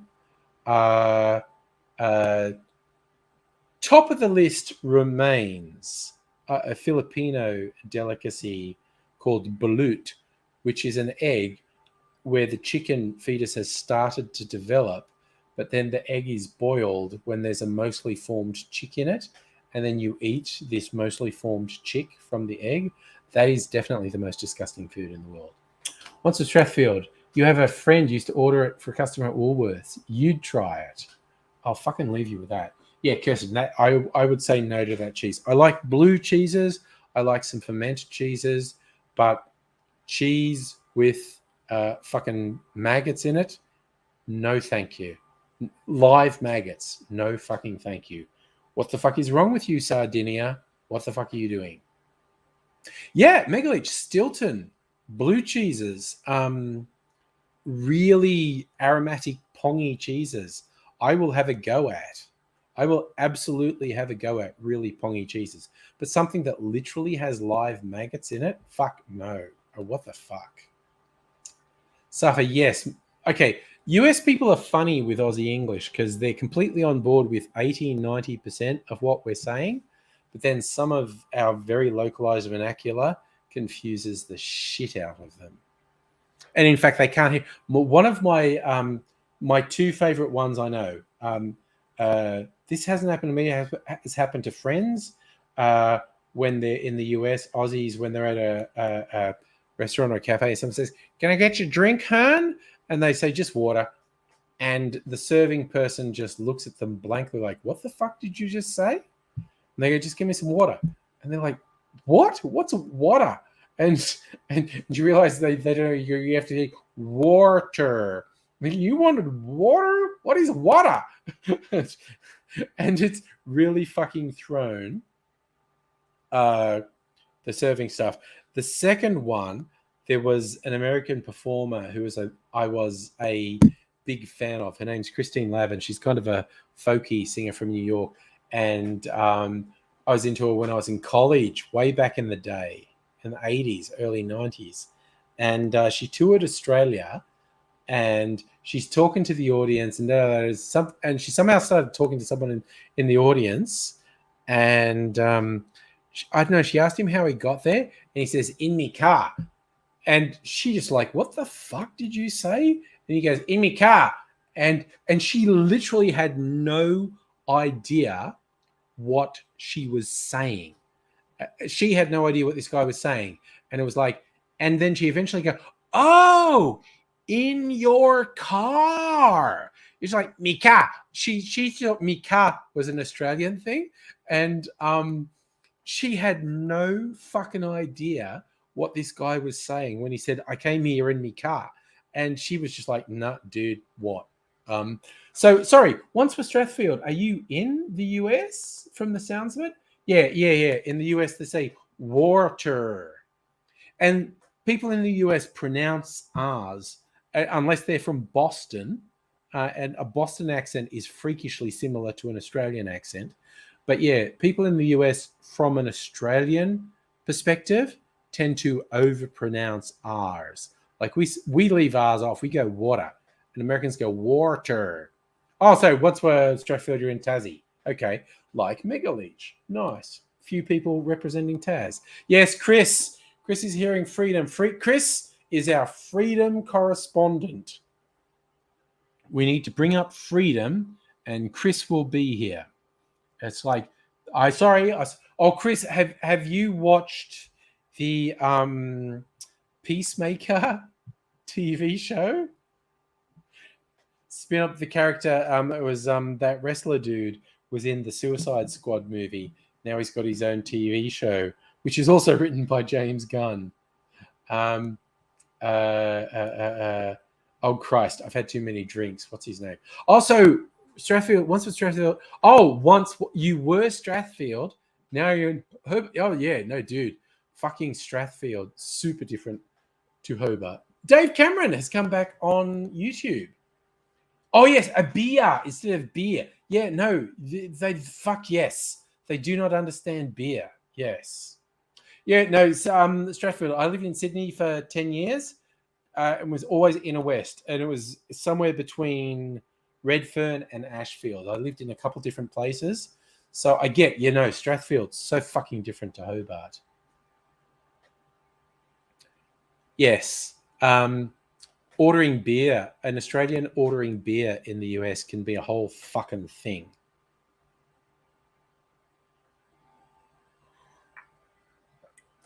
Yeah, Chris, there is some disturbing suggestions that freedom's going to rain down on Russia.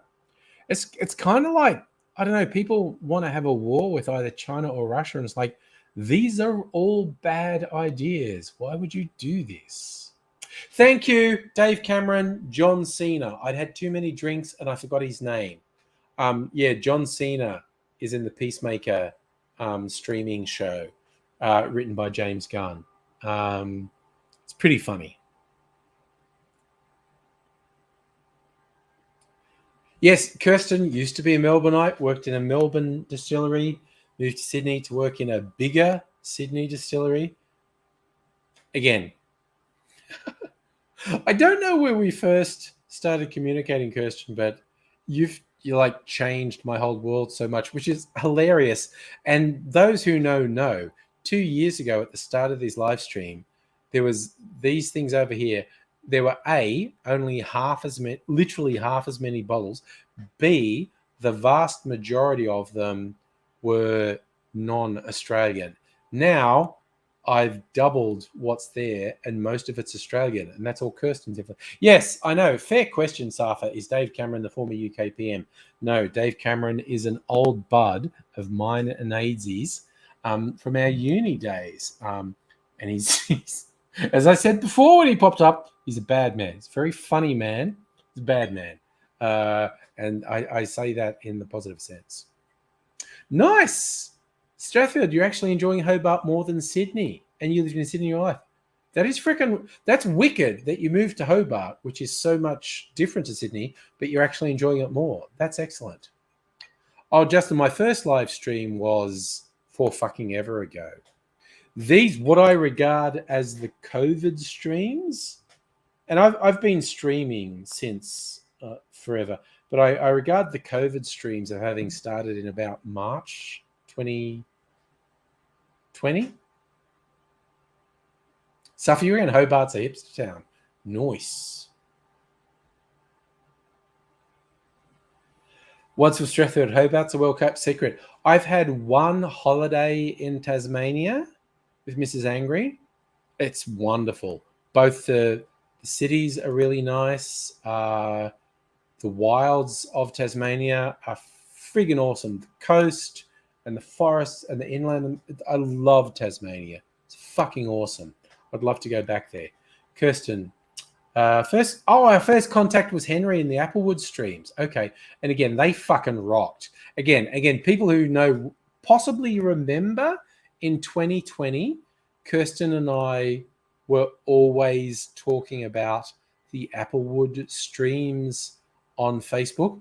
And Kirsten was gently bullying Henry, who was the rep for Applewood, saying he wasn't allowed to say wanky words. He had to do shots if he said wanky words.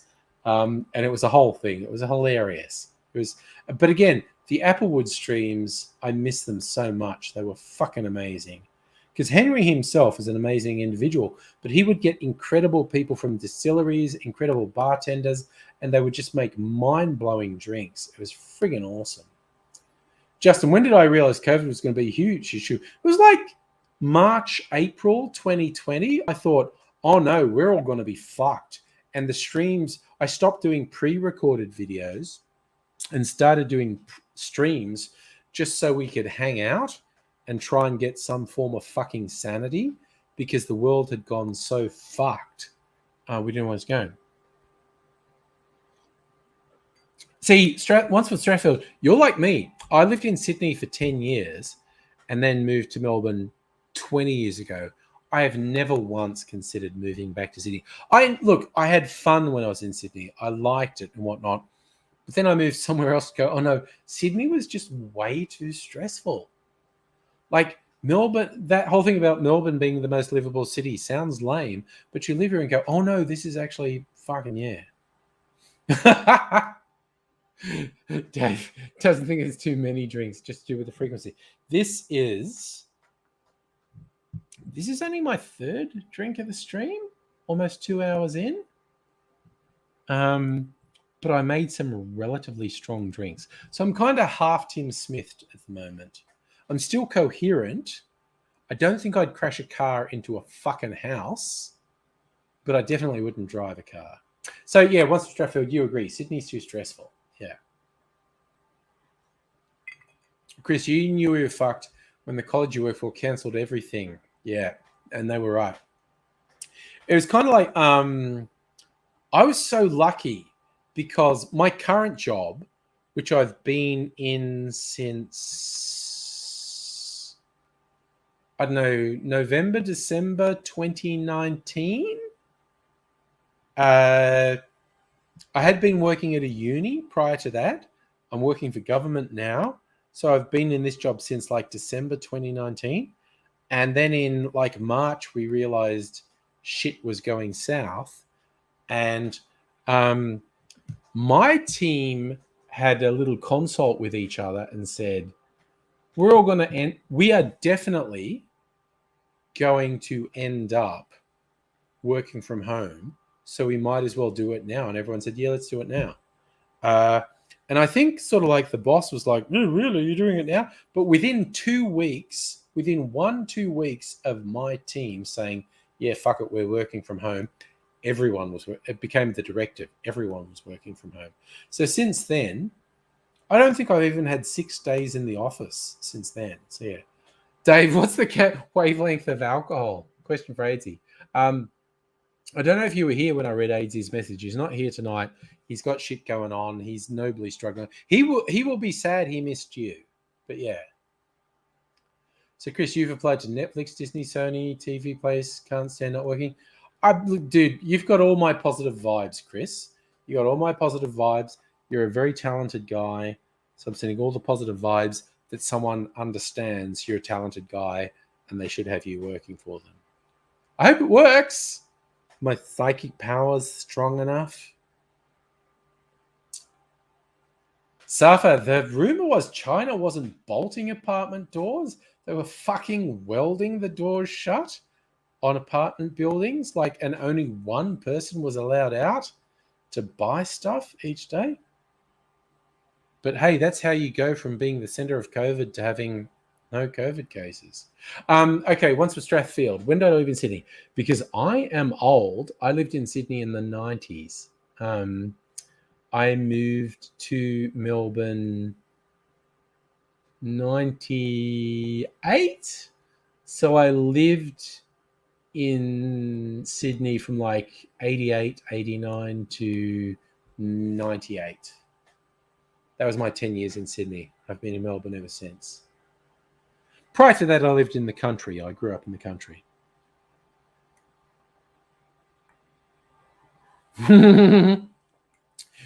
Chris, you think they should have been doors bolted shut? Once with Sheffield, you were a teenager in the 90s.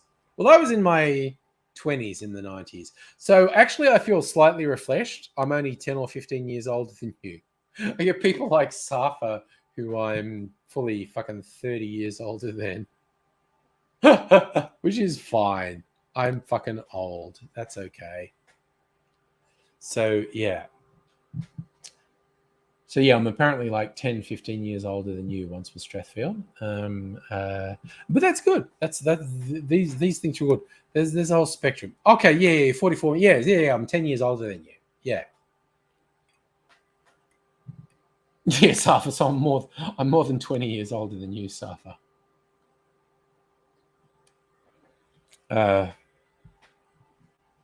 It's a thing. It's a thing. But it's cool. We're all just hanging. Safa, I think you're a zygote in the 90s, weren't you? Was it? Okay, so we've interacted since about 2009. And that's okay. That is one of the weirdest, funniest, and coolest things about the whole YouTube thing. Like, I've been on YouTube for, I don't know, 16. So I've 16 years, 17 years, I don't even remember. So some people who were watching me were teenagers when they started watching me, and they're now in their fucking 30s. Some people are my age, some people are older, a lot of people are young. But again, people who started watching me when they were a teenager, and some of whom I met, and now they're in their 30s. See, that trips me out more than me knowing how old I am. It's like, oh, that person who I know who was interacting with me back in the day, who was still a teenager then, and they're in their fucking 30s now. That trips me right the fuck out. But yeah, it's fine. Yes, Megaleech, you're about 10 years younger than me. That's cool. See, Alexander, perfect example. You're about 15 when you started watching, and you're 31 years. That fucking trips me out. And Kirsten, you started watching the early 20s. There you go. 30. Man, 30s are a great fucking decade, dude. Just throwing it out there. 30s are a great decade. And yeah, Justin, you were in high school, and now see, this shit is so fucking trippy, which is fucking great. It's great. It's fucking awesome. The passage of time is an amazing thing. The passage of time is an absolutely amazing thing. Because I tend to live in the moment. Like, the time is now. I don't really think of, oh, I've aged. It's like, no, the time is now. And the place I'm in is now. Where I am now is, and so it gets weird. So Dave, time's relative. Yeah, to an observer of my YouTube channel, I've only aged 30 cocktails in a year. Oh, Jesus. But it's kind of like I was fooling people, because for like 15 years, I was dyeing my hair and my beard. So people were underestimating my age by 10 to even 20 years. And the last 2 years, I've just gone, yeah, fuck it. Let it all hang out. This is me, man. No hair dye, not even cutting my hair. So, which is funny, because of all the years of dyeing my hair, I always thought, well, you're gonna have to stop dyeing your hair eventually, because I've seen like 60-year-old dudes who dye their hair jet black, and it's fucking embarrassing. But I never knew when I was going to stop dyeing my hair, and COVID happened, and I was just like, yeah, fuck it. And thank you, Safa, for enjoying Silver Fox Angry. There you go. Yes, like Brett Sutton. Everyone was calling Brett Sutton daddy for his Silver Fox vibe. Justin, we could easily have another pandemic start before this one ends. I know there's a bird flu outbreak in Europe, Asia, and the US, but it's only affecting birds. That's the fun thing. it's killing a bunch of birds. And previous bird flus that haven't crossed over into humans have killed hundreds of thousands of birds. This one might too. Also might cross over into humans. Fake glasses. No, they are, unfortunately, Dave, real glasses, which I started wearing about 10 years ago. And I should have gotten them several years before I got them. I remember prior to getting glasses, I used to be at a like a bus stop or a tram stop going, what number's that? And it was a bit blurry. And I would rub my eyes thinking I kind of had tears in my eyes, and that's why I couldn't see it. And at a certain point I went, I kind of think I need an eye test. And I got an eye test and said, yeah, motherfucker, you need glasses. And the adjustment to getting glasses was amazing, because suddenly everything was in hyper HD with sharp edges. And I was going, I had no idea my eyesight was this fucking bad, because I put my glasses on and everything is in this weird hyper unreal HD with sharp edges, which I'm not used to. But also, and this was the weirdest one. This was the weirdest one. When I looked at the ground, like walking, my perception of where the ground was completely different. I am not fucking around.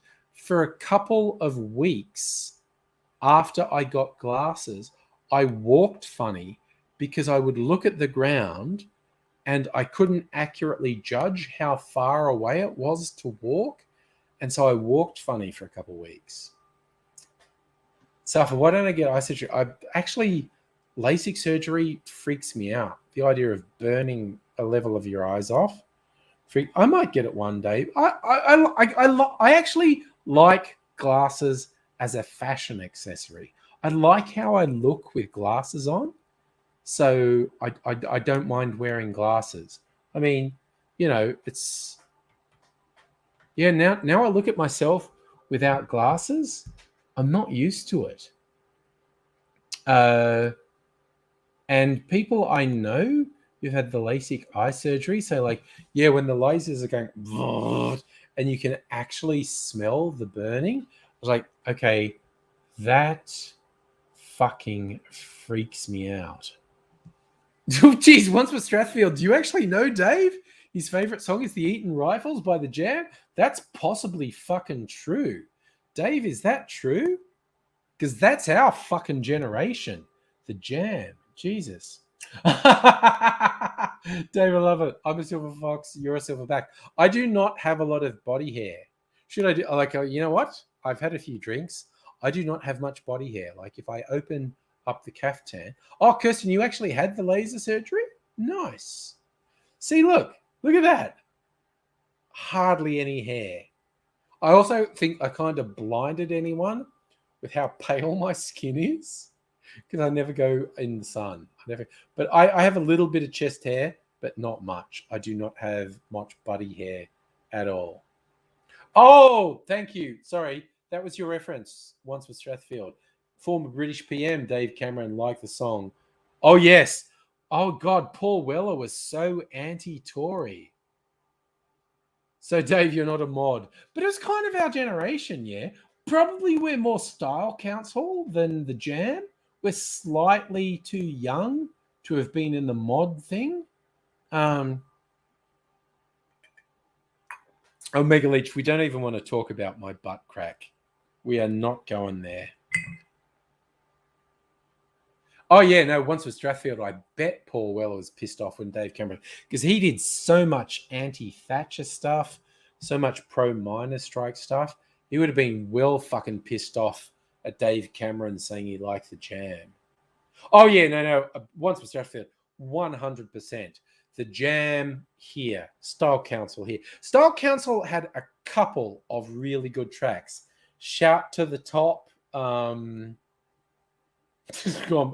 I'm struggling, but I'm sure the Style Council had a couple. But the Jam are here, and the Style Council are here. But Shout to the Top by the Style Council, fucking killer track. For all you young folks out there, if you want to know the sort of music that was very formative to me in my youth, The Style Council, Shout to the Top. Those are good tracks too. Once Was Strathfield, Ever Changing Mood, Big Box Groove. Oh, Walls Come Tumbling Down. That's more me. But Shout to the Top is off the top of my. You might come up with one. Shout to the Top. I'm feeling like is my number one Style Council track. I've got like double vinyl jam greatest hits, which is just cavalcade of fucking awesome. Is such like two vinyls just with just brilliance on them. But yeah, the Style Council had some good stuff, but the jam where it's at, definitely. But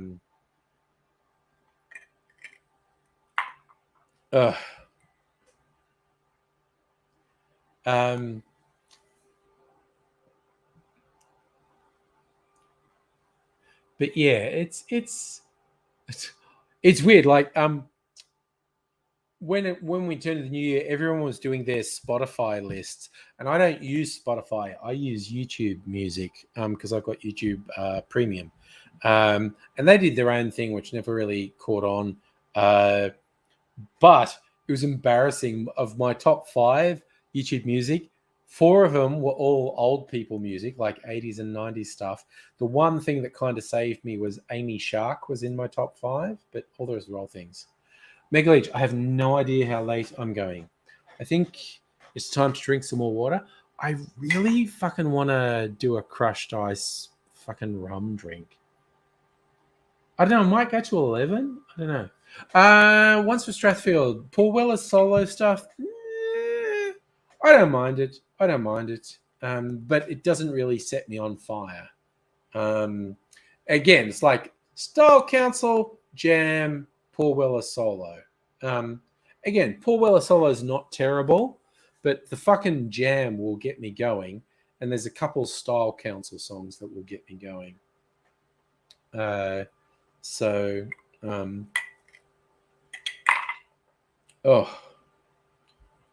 I think I might be due for some water. Dave, the name thing, you've travelled a lot in the UK. When Cameron was opposition leader, you had random comments checking into hotels. When he was PM, you had nothing but sympathy and eye rolls. People felt sorry for you that your name was David Cameron. Oh my God, that's fucking hilarious. Yeah, no. Once for Stratford, definitely. I don't hate Paul Weller's solo stuff. I absolutely don't hate it. I think it's got its moments. But I definitely do rate it like Jam, Style Council, Paul Weller solo. But again, there's like a whole bunch of shit that's not as good as Paul Weller's solo stuff. Paul, and also Paul Weller as a person seems okay. Oh my God, sorry. Once for Strathfield. No, we're talking about Tim Smith, the Victorian Liberal politician who had to resign because he crashed his car while pissed. And ever since he's done that, it's been a joke on these streams. If I'm drinking, how Tim Smithed am I? So how pissed am I? I'm kind of half Tim Smithed at the moment. I'm half Tim Smithed. I'm not falling over. I'm not slurring my words. I wouldn't crash my car into a fucking house like Tim Smith did. But also, I'm not a fucking piece of shit like Tim Smith. So I absolutely wouldn't drive a car at the moment. There's no way I'd drive a car at the moment. I'm just going to fucking stay at home. I might have another drink. Zafar, I haven't said anything that Tim Smith could sue me for. Again, John Barilaro, what a fucking loser. He had to drop his lawsuit against Friendly Geordies because the lawyers just said, oh, dude, you're going to lose. You are going to fucking lose. But Google refused to drop the suit because it is important in international law. Barilaro, if that fucking Google suit goes to court, Barilaro is in such big trouble because Google have so much more money than him and they can afford so much more expensive lawyers and they can fucking bury him. He's in so much trouble. So, Strathfield, you're watching some Cardiacs videos. Okay, it's Tim Smith, the singer in the Cardiacs. Nice. If you don't like Weird, don't watch a guy. I like Weird. There's a whole bunch of weird shit that I watch. Don't get started on John Barrett. Oh no, it's fucked, isn't it? And again, it's really funny because with Friendly Geordies, there's probably 80% of our politics is close to the same. It's kind of when we get to intersectional politics that we diverge, because he seems to kind of shit on like feminism and issues of race in politics. I don't know him that well, so I don't want to make big judgments on him, but that's from the outside, that's kind of what it looks like. Whereas I think intersectional politics is extremely important. And I don't love the Labor Party as much as he loves the Labor Party. But it's, we cross over a lot. But yeah, Barilaro is fucked. And yeah, Berejiklian, she was fucking shit. I mean, for fuck's sake. New South Wales politics is fucked, man. It's been corrupt since the fucking Rum Rebellion, honestly. Megalith, have you been trying to play Borderlands 3 while watching? Borderlands 3 would be either the stream would be distracting to Borderlands 3, or Borderlands 3 would be very distracting to the stream. Because I've played a little bit of Borderlands 3. I love the Borderlands franchise. It's pretty intense stuff. Oh shit, Strathfield, Parrothead's a fucking piece of shit. Yes, Dave, you want to change the topic? Oh shit! Really? Gina Reinhardt got named Officer of the Order of Australia. Thoughts? First, I think Australia Day honours are a load of horse shit. Second, Gina Reinhardt is a fucking... She's part of a generational gangster thing. Seriously, you look into her dad, and any sort of reasonable investigation into her dad, Lee Hancock, would find serious criminal wrongdoing. But that's never going to happen. She's terrible. But what the fuck? That again, Australia Day honours are dumb political shit. And at least half of them are shitty political point scoring. So, okay, for instance, that's the second Australia Day honours we've mentioned tonight. Okay, the first one we mentioned was our man, the tennis player. Fuck, someone help me. The dude in the wheelchair. He's fucking cool. But yeah, we were the first dude we mentioned. Yeah, Dylan Alcott. Dylan Alcott. Okay, that is whatever your political persuasion is. Dylan Alcott being Australian of the Year. You should say, well, that's fucking awesome. Gina Reinhardt getting an Australia Day honour is dumb political bullshit. But also Labor, when they're in power, they do dumb political bullshit as well. So it's kind of with the Australia Day honours, which I think broadly are bullshit. I don't know, a half or less of them, you should be okay with whatever your political persuasion, but half of them are just dumb political shit. So Gina Reinhardt is dumb political shit. Dylan Alcott, anyone who isn't completely on board with Dylan Alcott, piece of shit, okay? Because Dylan Alcott fucking rocks. Safa, there are some real fuckos in the LNP. Honestly, there are people in Labor that I don't have a lot of time for, but fully half the LNP is full of absolute fuckos. Once with Strathfield, I fucking love Grace Tame. We were talking about Grace Tame earlier and her showing up for the photo op with Scummo where she refused to smile. She's a legend. Fucking love Grace Tame. Also, love Dylan Alcott, quite honestly. I have no idea how outspoken Dylan will be this year. But I think, and this would go for whoever was in government, I think Dylan Alcott would have a lot of scope for saying, you are not doing enough to support disabled people. Dylan Alcott, fucking legend. I love that guy. Just when he was in like a presenter on Triple J, I thought he was great. But now he's won all these global tennis titles. He's fucking amazing. Dylan Alcott's fucking incredible. I love that guy. Oh yeah, no. Once with Sheffield, Grace Tame made excellent points on how badly the LNP was failing to deal with issues of sexual assault, sexual harassment, and that's why she's done with Scummo, because he's so fucking bad. And yes, Safa, the NDIS has been fucking eviscerated by LNP, but I don't think Labor particularly get to hold their head up. I think Dylan Alcott would have some ammunition to go after a Labor government as well. It'd be interesting to see what he does this year. He might go, you know what, I'm going to play it safe. And I won't hold that against him if he plays it safe, but it's whatever. All right. Did I drink water? I don't think I drink water. You know what? I'm going to eat this cherry because I fucking love these cherries. And this is soaked through a couple of cocktails, so fuck yeah. That's good. Oh my god, that's good.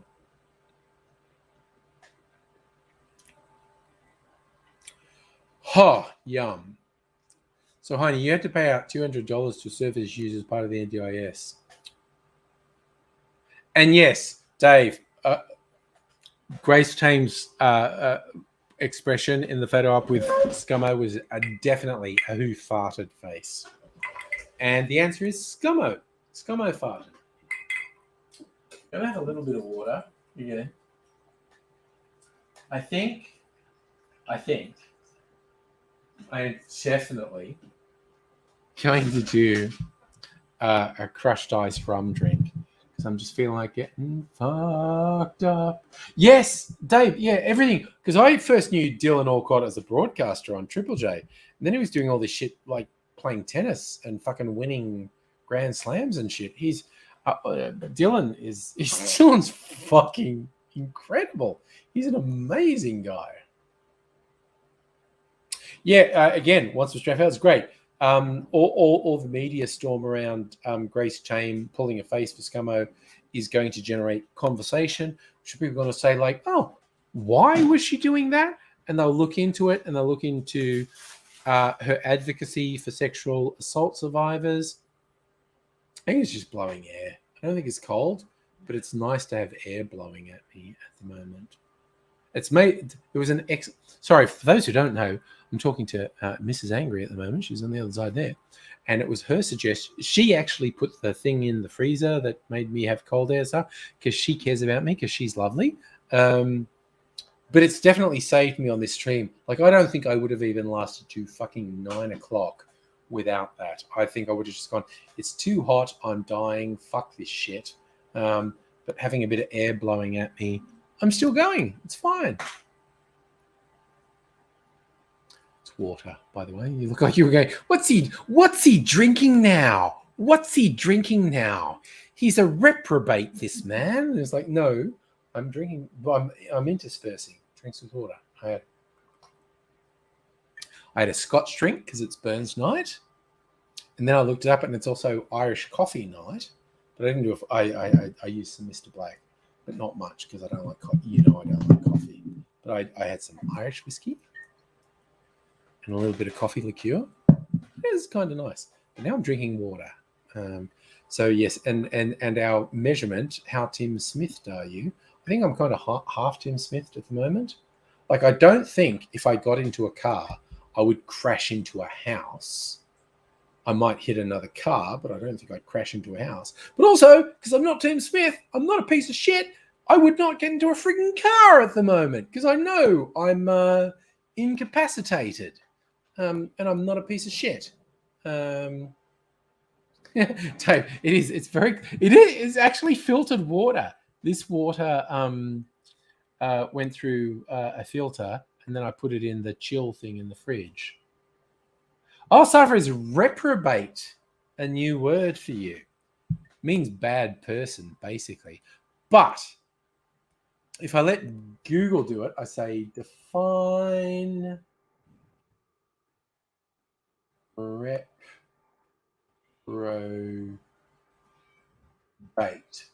a reprobate, an unprincipled person. So it's like a bad person. So yes, I was kind of joking when I said Mrs. Angry was looking at me like I was a reprobate, because she's actually very forgiving and loving. But it's just a little joke saying like, wanted to see what I was drinking. I am being, and as I always say, Shieldsy's not even here. Shieldsy's not here to tell me to drink water, and I'm doing it anyway. I'm not saying I should be Australian of the Year for that take, but seriously, I should be.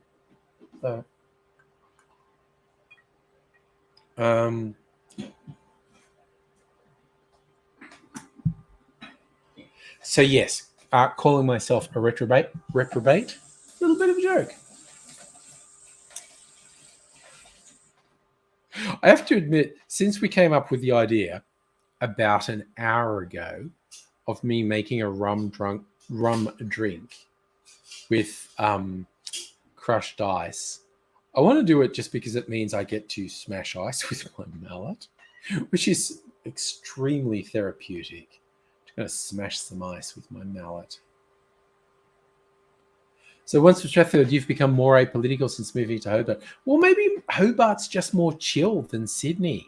It's very hard to be apolitical in Sydney because Sydney's a really fucking aggressive city, honestly.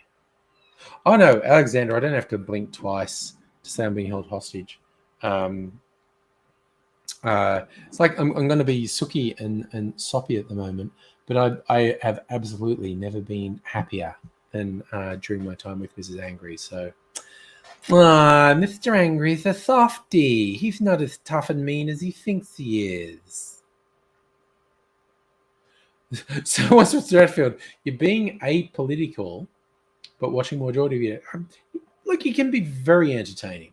So, Dave, whiskey or Burns Night, or whiskey discuss? Well, Burns Night, I did put a video up on my cocktail channel making a Bobby Burns with the weird pseudo-animated pseudo-rotoscope stuff I'm doing at the moment. So that was a Bobby Burns cocktail. I did not make that tonight. I made sort of a bastardized Scotch old-fashioned, sort of like somewhere between a Scotch old-fashioned and a rusty nail. That's what I made tonight. And then when I looked it up, I found out it's also Irish Coffee Day. And so rather than going full-on with Irish coffee, I did Irish whiskey with a little bit of coffee liqueur. Yeah. So if you say Geordies is the leader of political generation, I think the last New South Wales election showed his actual influence is negligible. And again, that's not a slur on him. It's like, dude, the dude's making entertaining YouTube videos. That's what he's doing. He's not changing politics. He's making YouTube videos that entertain, and he aims to inform with a lot of what he does as well. Not changing politics, though. Again, that's not a slam on him. That's not his job. His job is not to try. It's very clear, I think, from what he does, he wishes he could change politics, but that's not his primary thing. His primary thing is to put provocative and entertaining content out there, which he does. He's got an audience who loves what he does, but doesn't seem to have a lot of influence on actual voting. But again, as I say, that's not a slam on him. It's not what he's meant to be doing. Joseph Strathfield, the Tasmanian Premier's a non-offensive robot, doesn't have much personality. Yeah, you don't really hear much about it. Sorry. What's the Strathfield you made laugh? You didn't like Geordies when you first saw him, thought he was a meth head. I think he's refined his style over the years. And his style is pretty slick at the moment, honestly. And Justin, I think you may be right. Friendly Geordies is more reinforcing the views of people who already vote Labor rather than changing anyone's vote. But he keeps working away at it. Who knows? Who knows where it'll go? He's doing his thing. Like I said, we diverge. particularly on the notions of intersectional politics, what I've seen. But also, I'm kind of wary about speaking for him. I mean, you look at him and go, yeah, you seem to have directly sort of mocked people who put questions of race up front, people who put questions of gender or sexuality up front. So in other words, intersectional politics. I think it's fair to say he's mocked or at least belittled intersectional politics. And that's where we diverge, because I think it's actually important. Despite being a cishet white male, everything's made for me. So, yeah. Yeah, once with Strathfield, I think you're right. The Tasmanian Premier, just a bit of a cipher, maybe.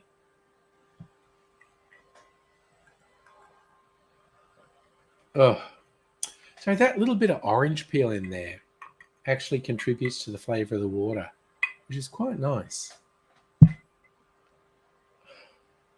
Look at that. I'm kind of half Tim Smith here. If I make this rum drink I'm talking about making, I will definitely be Tim Smith, but I probably want to do it anyway because I want to fucking smash some ice with my hammer. Might be a bit noisy. Why do it? Oh shit, that's a good question, Safa. Who shows less, the Tassie or NT Chief Minister? I honestly think Tassie, because the NT Chief Minister has appeared a bit talking about COVID. But that's a really good observation, actually. They both kind of disappear into the background. I think obviously the most high profile, New South Wales and Victoria. I think because of the nature of COVID, the West Australian Premier has been very noticeable. Then I think Queensland, then South Australia, then I think Northern Territory and Tasmania are kind of equal. Justin, I haven't heard any recent things about China and zero COVID. I'm assuming it's just locking people in buildings again. Because when you're a totalitarian regime, you can fucking do that. You can do whatever you like. You can just shut cities down. You can just go, hey, you're not allowed out. And A, we'll have the military patrolling the streets. B, we will fucking weld the doors shut on your building and have guards there and only let one person out a day. When you're a totalitarian regime, you can do all sorts of things. Oh, God, Justin, I forgot to even mention the ACT minister, which kind of says where the ACT is, quite honestly. Yikes. So I'm right in limbo at the moment. I'm sitting here drinking water as a responsible boy, being half Tim Smith going, but it would be fun to smash up some ice and make a rum drink. Safa, forming relationships during COVID, super hard. Difficult. So yeah, you're in New South Wales, potential girlfriend was in Victoria. Yep, no, that's not going to work in your favour, man. Fucking feel for you. And of course, the other people COVID was difficult for were people who were like somewhat trapped in negative or dangerous domestic circumstances. Yeah, Justin, no, yeah. As you say, the ACT government's pretty good. It's just like the ACT government chief minister doesn't make national media very often. It's an unfortunate truth.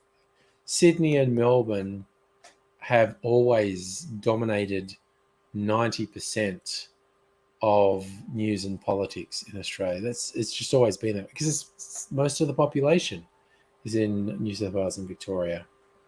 It's not necessarily fair, but it's the way it is. It's the way it is. Oh, Safa, see, that's the very thing. The stream was all about helping people who were feeling isolated.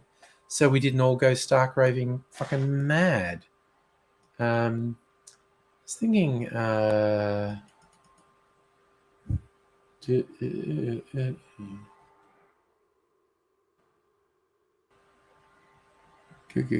Google. I was just thinking, I hadn't looked at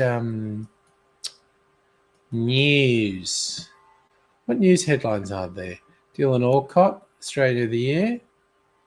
Good on him. Fucking ledge. Australians out of Ukraine and Russia. 76 COVID deaths. Queensland's Crime and Corruption Commission head Alan McSporran resigns. Yeah. Get fucked. All the fuckheads in the media picking on Grace Tame, get the fuck out, all of you. Fuck you. Fuck you.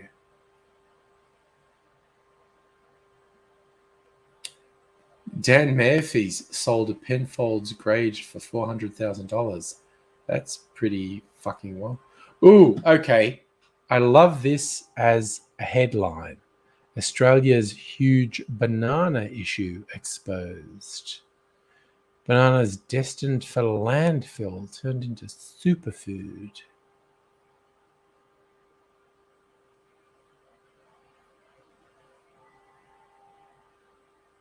Okay, that just seems fucking stupid, and I'm not going to read it.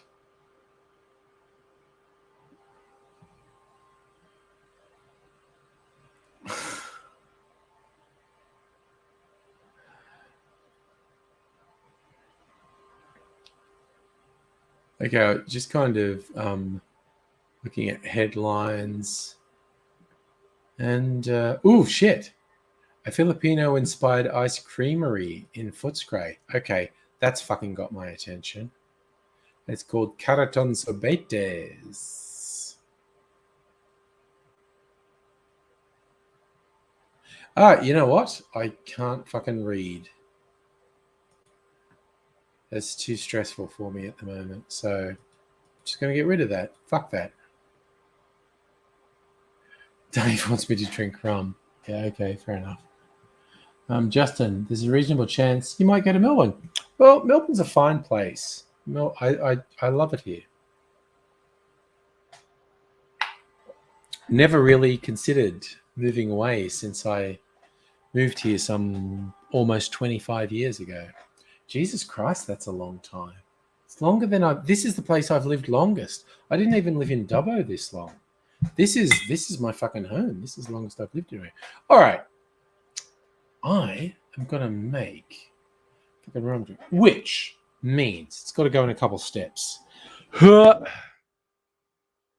big boy. Oh, where did I put the fucking bag that I smash ice in? You know what I'm going to do?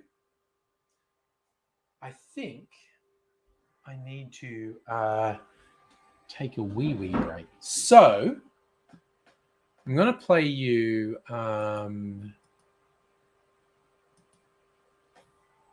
my latest cocktail thing on YouTube. That's pretty wild and that's pretty strange. Have you ever seen a jellyfish? That shit's crazy. So, I'm going to play this for you because I need to take a little break. And this is my Burns Night video. So if I share my screen, share the audio, Bobby Burns. So, I'll go full screen. I'll play it. I need you all to tell me if the audio is working. G'day, Is cocktail the audio lover. working? What can Someone I get tell for me. you? My girl, she's airy, she's buxom and gay. Her breath is as fresh as the blossoms in May. The touch of her lips, it ravishes quite. She's always good-natured, good-humoured and free. She dances, she glances, she smiles with a glee. Her eyes are the lightnings of joy and delight. Her slender neck, her handsome waist, her hair will buckle. Her stays were laced. Her taper white leg with an Et and a C for her ABED and her CUNT. And oh, for the joys of a long winter night. So, you'd be here for Burns Night then. I'm here for Burns Night. And I guess you want me to make you a Bobby Burns? I want ye to make me a Bobby Burns. That is a terrible Scottish accent. I'm a true Scotsman. Whatever you say, groundskeeper Willie. That's a racial slur. It really isn't. I'm not the one who's going to get punched in the face if someone actually Scottish shows up. Anyway, you drink a Robbie Burns. Yes, in honor of the great man. Did you know some people think the drink isn't actually named after the well-known poet? They think it's named after a local who frequented the bar where the drink was invented? That's sacrilege. Against my better judgment, I'm actually siding with you. My family was Scottish, and I like to think the Bobby Burns is a tribute to the great poet. So, my drink then? Coming right up. This is essentially a variation on a Manhattan using Scotch, and depending how you make it, a few other changes. And there have been many different recipes over the year. And just in case you want to make one of these yourself at home later, I'm going to step you through how I make it. First up, we're going to have 1 ounce or 30 mils of sweet vermouth. I'm using this particularly fruity vermouth from Unico in South Australia. It's got elements of yuzu as well as your traditional wine flavors going in there. It's really tasty. I'm going to add 30 mils to our mixing glass. Next, we want to add a little herbal liqueur. Now, a lot of people use Benedictine, which is fine. I like to use Drambuie because it's based around Scotch, and I think that is more fitting for Bobby Burns. Whatever you choose, we're going with half an ounce, 15 mils of herbal liqueur. Now I'm going to add 2 dashes of bitters. There's a lot of room here to improvise based on your own personal taste. A lot of people use orange bitters. I'm going to do 2 dashes of Peychaud's bitters, but you go, if you're making your own, with what you like. And I'm going to put into our mixer now 2 dashes of Peychaud's bitters. Because Drambuie isn't as herbal as Benedictine, I like to put a bit more herbal complexity in there. So I'm going to add just a dash of absinthe. That's going to liven things up a bit and make the drink a bit more complex. Absinthe, you say? But what do you mean dash like? You sound a bit worried. I'm not scared. I'm not scared. Okay, big guy, it was just a dash. I've saved the best for last. We're going to add 30 mils of a peaty single malt whiskey, Talisker 10-year-old. Is it not usual to use a blended scotch in a Bobby Burns? True, a lot of people are put off by something as punchy as a Talisker 10-year-old, and they prefer to use a blended scotch that's a bit more rounded. But you know what I say to those people? Your bloodline is weak, and you shall not survive the winter. Here is your very special Bobby Burns. I can take it. Guess it here.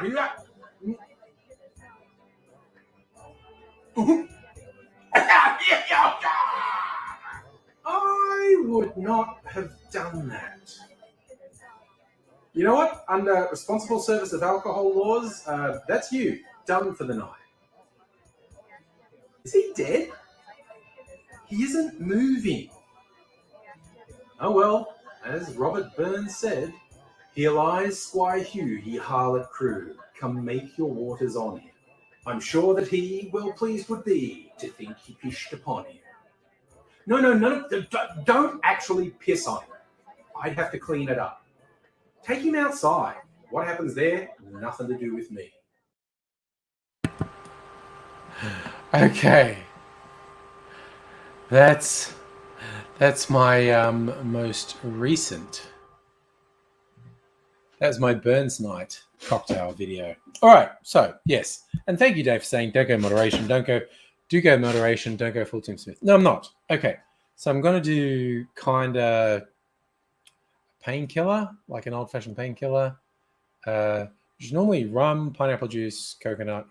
But I'm going to do pineapple rum, plantation pineapple rum, which is fucking classy. So we do some pineapple rum and some coconut rum.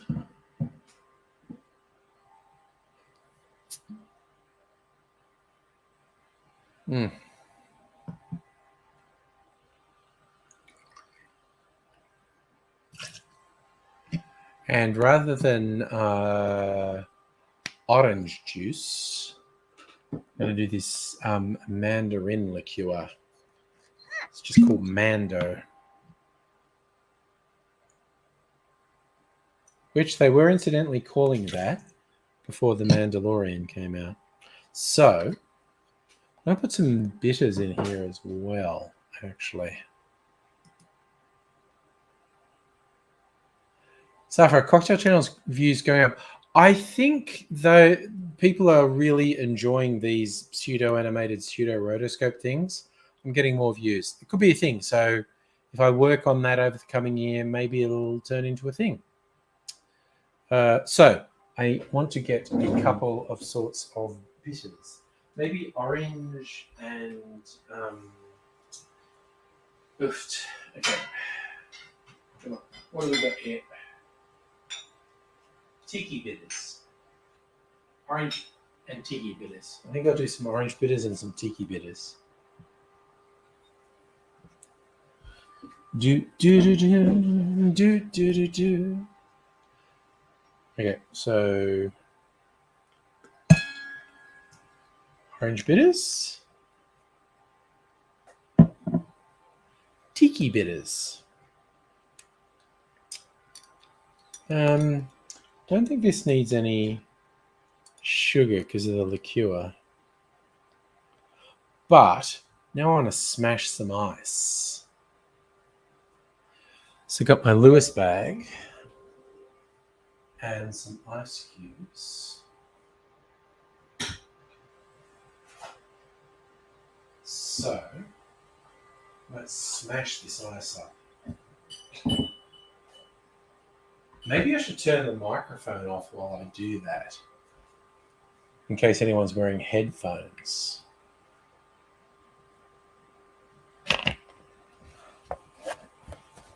Right, so it's going to go quiet because I'm going to switch the microphone off for a second, just in case this noise is too harsh.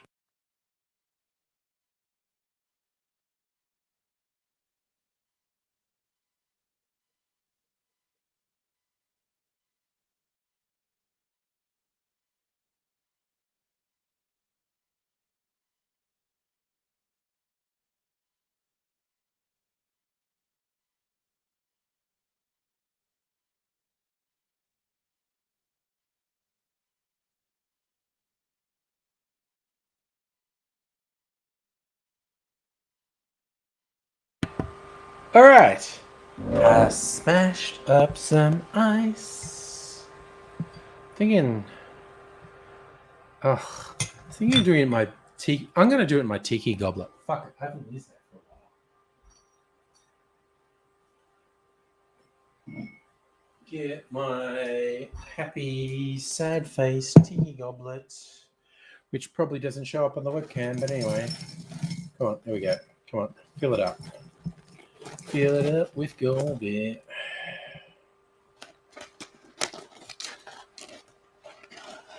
God damn it. Oops, I just made a friggin' mess.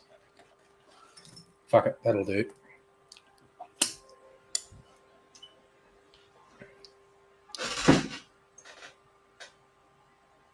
So, what do I think about Nick Kyrgios? I think a lot of the criticism of Nick Kyrgios is absolutely based around his ethnicity and a bunch of establishment people thinking he's not grateful enough as a goddamn foreigner for being accepted. I think there's a lot of bullshit in the negative attitudes to Nick Kyrgios.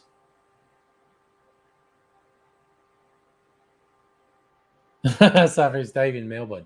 No, he's just omnipresent. I like that. All right, so this is my old-fashioned painkiller.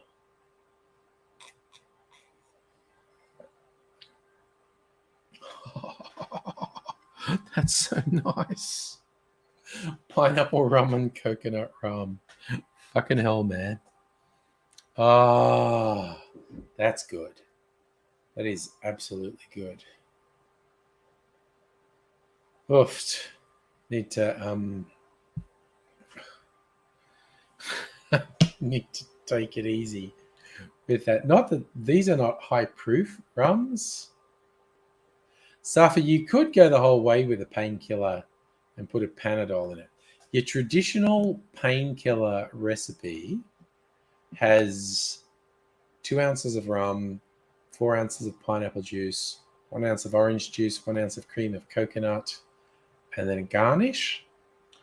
So because I'm doing it old-fashioned style, I did 1 ounce of pineapple rum, 1 ounce of coconut rum, and half an ounce of, mandarin liqueur. You could have done orange liqueur.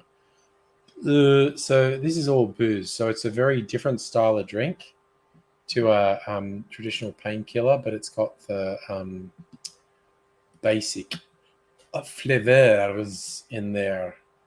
Oh. Yeah, I definitely think this is... What are we? Christ, it's 10:40. Jesus. Absolutely my last boozy drink for the night. Yes, Dave Cameron, that is a thing I have read. Some people think that, I'm going to head off my hangover because after drinking, before I go to bed, before I go to hangover, I'm going to have some paracetamol before I go to bed.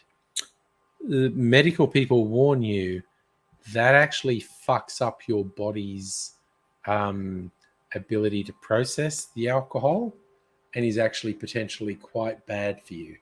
So that's a little tip. While it might seem tempting, so I go, I had a bit to drink, I'll have some paracetamol before I go to bed. Medical folk say kind of a bad idea. So the real tips are don't drink too much alcohol and be sufficiently hydrated as well. So I think I've stayed in the realm of don't drink too much alcohol because I'm not falling over. I'm still able to say words, and so I don't think I've drunk too much. So Dave's saying it's potentially deadly. But yeah, as I did read that paracetamol can actually fuck up your body's ability to process alcohol, can have very bad effects. So yeah, look, the next day, if you wake up with a headache, take your paracetamol now.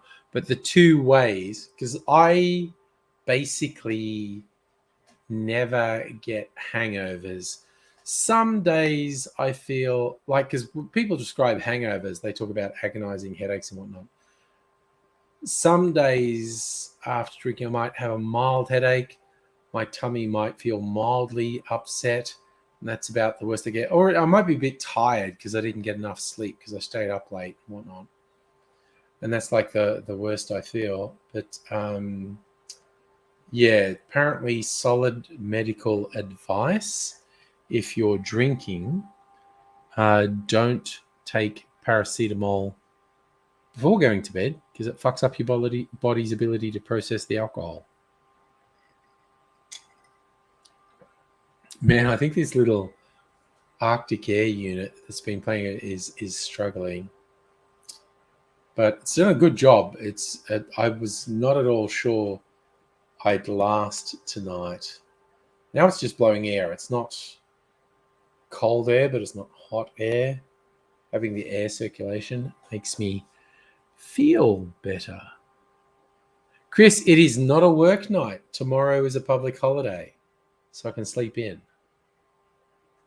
I'm pacing myself because I made myself a rum drink. So this is definitely like one more drink that I would normally have on a weeknight stream, possibly 2 more drinks than I'd normally have on a weeknight stream.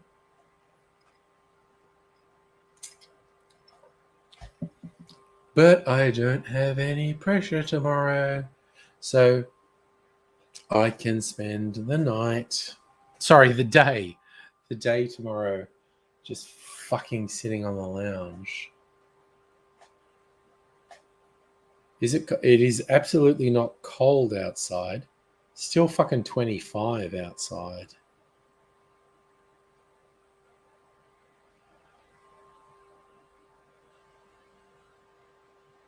Jesus Christ, what's the fucking time? It's meant to cool down a little overnight. Not great though. Fucking hell. Shit. Fuck, man. So, once to Strathfield, you've seen videos about the pandemic changing Melbourne. No. Any video saying, oh, Melbourne is like fucking lunatic anti-vaxxer right-wing whites. It's weird how the Nazis have latched on to the anti-lockdown thing. Look, here's the thing. What's happening now with no actual government limitations? People aren't going out because they're going like, oh, man, everyone's got fucking COVID. I don't want to get COVID. So it's the big lie that the COVID deniers and the anti-vaxxers said, like, oh, it's criminal. It's like, no, the lockdowns were actually helping. If we had kept doing lockdowns, we'd be in a much better position than we are now. As it is now, every motherfucker's got COVID. If you go to like a cinema or a bar or a restaurant or a club or whatever, there is no question at the moment you're being exposed to COVID. Doesn't mean you're going to contract the virus. If you contract the virus, doesn't mean you're going to get sick. But, once we're at Strathfield, the protests were fucked and they were basically organized by neo-Nazis. The fucking gullible morons who believed all the conspiracy shit, who don't understand they're being manipulated by people who actually have swastika tattoos and celebrate Hitler's birthday. And it's just fucked. So, yeah. I'll see what the next month brings. I'm not in any rush to go to crowded venues, though. So we are possibly past a peak, but also possibly the peak's not going to happen for another month. It's fucked. Shit's fucked up, yo. So, yeah, I've done my best to support local businesses, like buying stuff like this. It's from an Australian distiller. It's like, I'm not an alcoholic. I'm supporting small business. I bought a shit ton of stuff from small distillers in the last 2 years. I'm not joking. I mean, I'm kind of making light of it. I'm kind of making a joke, but it's a for real legit thing. I've spent a lot of money in small business in the last 2 years. So that's cool. Oh, yeah, Safa, I still go to supermarkets and whatnot, wearing a mask, but I'm not going to sit in a cinema for 2 hours or a cafe or a restaurant or a bar for 2 hours. No, sitting in a space with recirculated air for 2 hours, bad fucking idea as far as I'm concerned. So I don't do it.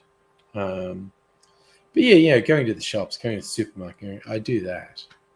Wear a mask and shit. And yeah, school is a potential fucking nightmare.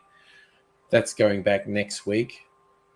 It's impossible to know to what degree school will be a nightmare. We won't know till after. That's the whole thing. We don't know till after it happens how bad it's going to be, which is fucked, honestly. 2 years in, we still don't know what's going to happen. Fucked, dude. That is so fucked. You know what? I'm going to have some chippies. I've got some chippies over there. I'm going to have a little nibble on chippies because I think that will help me. Give me a sec. Okay, definitely about 3/4 Tim Smith at the moment. Just throwing it out there. What happened to the chips? Someone took the chips. I'm going to have to go to the supermarket tomorrow and get more chips. I think it was Young Ms. Angry. I had to guess who took the chips that I thought were in the cupboard. But these ones are still in the cupboard. Braised beef brisket. Kirsten, you wish you had chippies. These are the last of the chippies. There's only a little bit of chippies left here.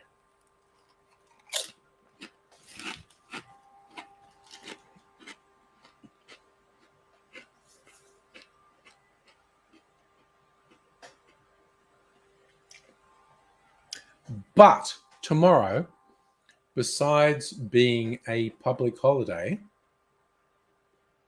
is when the specials change in the supermarkets. So I'm probably going to check out the supermarkets tomorrow and see if they have anything interesting on special. Because that governs my whole world. What was on special at the supermarket? Oh, this was half price. So that's what I'm getting.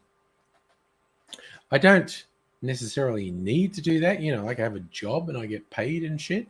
But I can't resist bargains. Yeah, no, David, it is true. Brace for impact with schools. Now I've made everyone want chippies.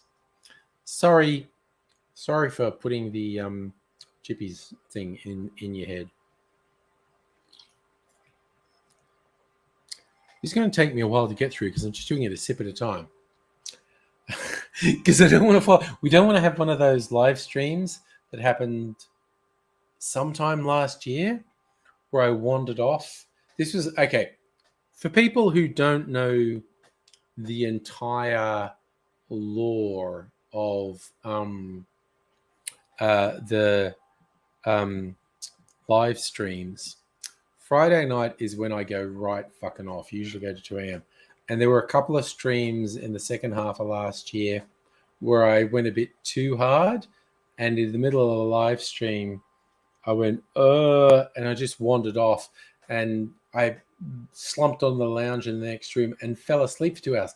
But I had other people, because StreamYard lets me put other people on the stream. Other people managed the stream for 2 hours while I was asleep. I did that twice, and I think it was 2 weeks in a row. And then I learned, don't do that. Okay. I did see, once the show failed, do I talk to OGs like Blunty or Hughes News? Okay. Blunty turned out to be a creepy groomer, and there was some very bad shit with him, so I definitely don't talk to him. But Hughes News on Twitter, we are still connected on Twitter and stuff. And I do occasionally interact with Hughes News. I do occasionally interact with a couple of the OGs from YouTube. Not Blunty, though.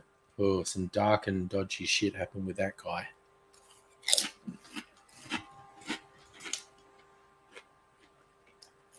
I don't want to say too much because it never went through court, so nothing was ever proven.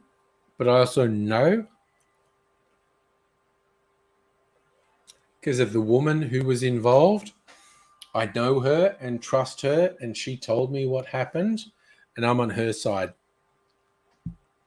I don't want to expose myself to anything legal, but yeah, no. In Strathfield, I'm talking about the American girlfriend because I knew her and she told me what happened, and I believe her.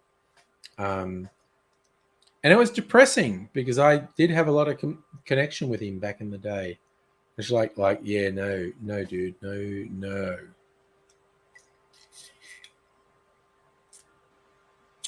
Because what are you saying? Your education system will take decades to recover.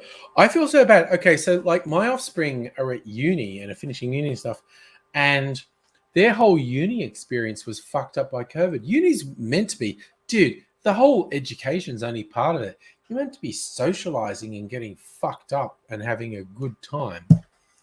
And that's all been taken away from this generation, which is fucked.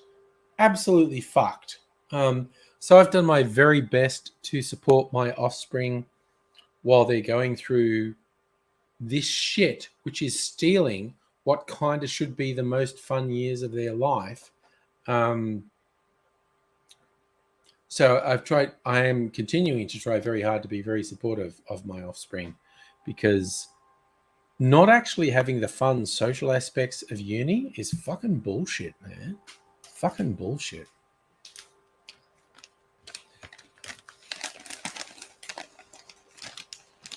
Oh, no.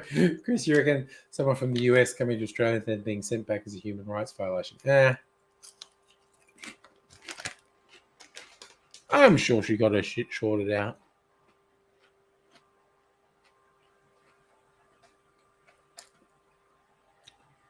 There's some very dark shit, and there are videos about it on YouTube. And honestly, if you take his side on it, that's telling me something, and what it's telling me is not good. But again, like I said, because it was never a legal thing, never went through courts and shit. I'm not going to say anything that could be actionable, but yeah, fuck that guy. And I've had some other things that have happened locally with people who are far less well known, but people who I, and why am I saying people? Guys, a guy who I quite liked, good looking, charismatic guy, turned out to be a super fucking creepy groomer and abuser.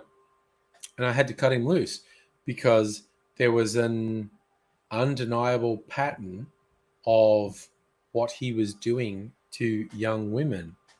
And it's like when 3, 4, 5 women all come forward, it's like, okay, they're not lying. They are absolutely not lying. And I like this guy. I really enjoyed hanging out with him. I have to cut him off because it's like, this is fucked.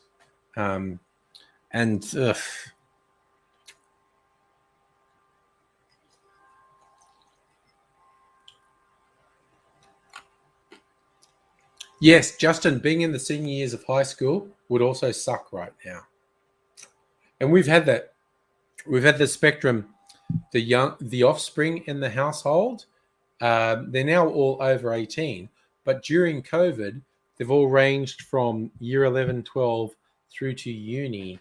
And it's fucked it up for all of them. It's fucking bullshit. It is fucking bullshit. So... yeah. Fucking COVID. And it's kind of like when you're in favor of social distancing, isolation, masks, vaccine, and lockdowns when necessary, people, the fuckwit lunatic right-wing conspiracy morons sort of posited that you think the lockdowns aren't bad? It's like, no, the lockdowns are fucking shit. They hurt a lot of people. A lot of people struggled with mental health issues. A lot of people with their businesses, stuff they put their whole lives into, it went tits up. But you know what? The businesses were going to go tits up anyway. It's minimizing the human impact is important. So yeah, the COVID deniers and the anti-vaxxers, I fucking hate them with a passion. But the fact that I supported like particular measures for lockdowns and whatnot doesn't mean that I think the lockdowns weren't bad. Even for me, who was super privileged working from home, lockdowns fucking sucked balls. But there were people who were hurt way worse than me, and I acknowledge that. But the impact of this fucking pandemic without lockdowns is definitely worse. So yeah. So Chris, what are you saying? Dudes you don't go around with because they abused women? Yeah. And that's the thing. It's like, oh, I kind of like this guy. And then multiple people tell me a thing they did, and it's like, well, okay, fuck that. Fuck that guy. That's done. And even, again, not necessarily people I know, but there's a really, really well-known rapper in Australia who raped a friend of mine.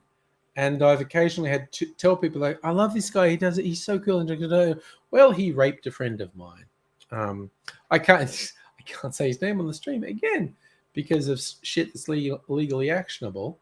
But yeah, it's sometimes people, and this guy's a celebrity, and this guy has done these public things about, yeah, you know, I'm a feminist, and it's like, well, you fucking raped a friend of mine, you piece of fucking shit. And it's like, I don't know, shit's just fucked up, man. And yeah, okay, it was relatively recently someone said, oh, you've told me about this rapper and stuff. I know someone who kind of idolizes them, this rapper, and they think they're wicked and they believe all their PR. I kind of need you to talk to them. And I'm like, okay, I'll talk to them. That's fucking weird. So Dave, you're saying, yeah, the uni experience through COVID fucking sucked. And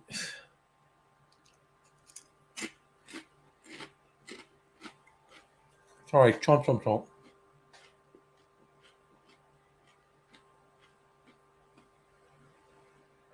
What we're seeing now is essentially, in Australia, a significant proportion of the population voluntarily locking down because they go, motherfucker, if I go out, I'm going to get COVID. Fuck that. And it just shows the government has failed us repeatedly. Safa, I'm talking about an Australian rapper. And it's just fucked. And because other rappers who aren't rapists, as far as I know, have this guy as a guest on a lot of their tracks. And it's like, okay, cool. Okay.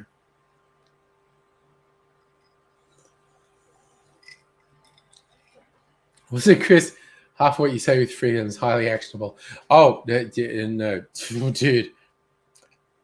Let loose, I would say a bunch of actionable shit. Honestly. Safa, is he from Shepparton? No, I think Briggs is from Shepparton. It's not Briggs. It is a white guy. It's absolutely not Briggs. Rhymes with Chili Willy the Penguin.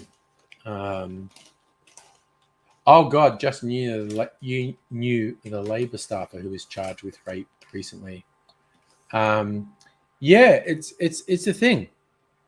Seriously, if you're a guy, the chances of you not knowing someone who's sexually assaulted someone are very close to zero, because it's an horrifically widespread problem.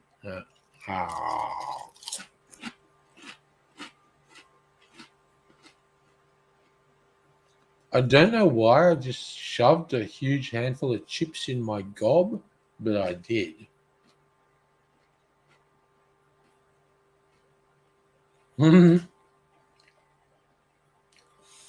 Chris, you want to see the FBI van again so they can record you singing off key for a few hours?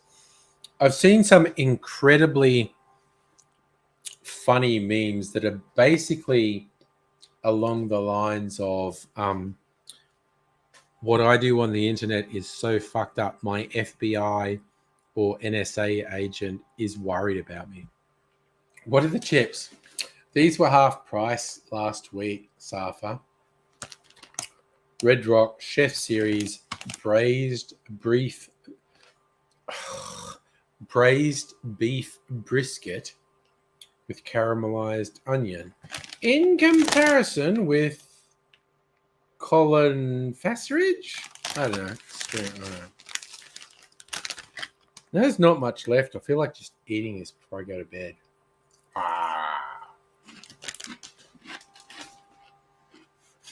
I'm going to the supermarket tomorrow and get more chips. Always something on special. Ugh. Oh, Christ, it's after 11.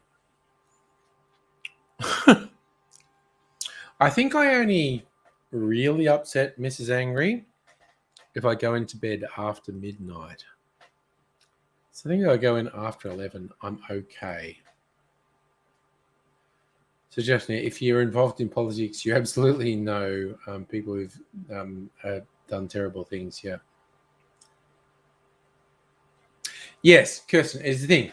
Like I was talking about, it's very unlikely as a guy that you don't know a guy who's done something fucked. But the chances of you not knowing a woman who's been sexually harassed or sexually assaulted are very close to zero. It's very close to zero. It's almost definite that women you know and care about have been sexually harassed or sexually abused. It's horrific how widespread it is.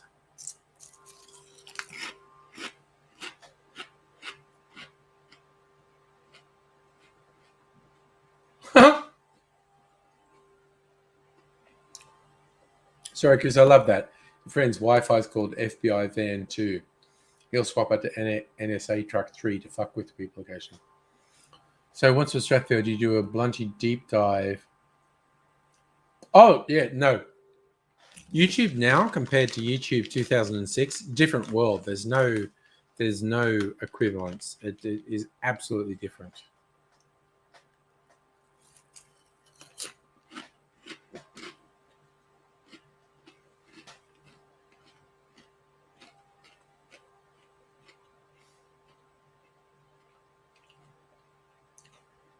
Just thinking what quality viewing it is while I consume chips.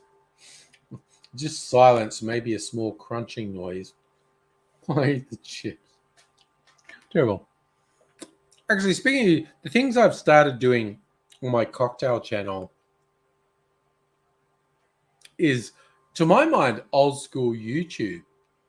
Like I'm doing this really lo-fi video where often I'm playing two characters talking to each other. And I'm increasingly getting guests to come onto the thing. So it's a thing. It's a thing. I feel like it's kind of old school YouTube, me making the videos with the two characters talking to each other, little sketches. And I'm enjoying it. I like it. Yes, Megaleech, it's an angry mukbang. Yeah. Once with Strathfield, I love that. YouTube 2006 is weird. Everyone looks happy and innocent. Oh, it is. I agree with you, but it's also very troubling. We refer to happy and innocent as being weird. Where are we now, honestly? All right.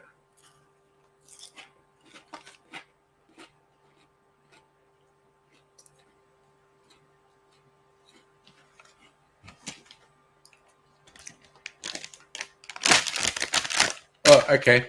I should have chewed up those chips a bit more. They shredded my throat a bit when I swallowed them. So, Chris, you were abused. Enabling of male perpetrated abuse encourages women who think it's okay. Yeah. It's a weird thing. The complete acceptance of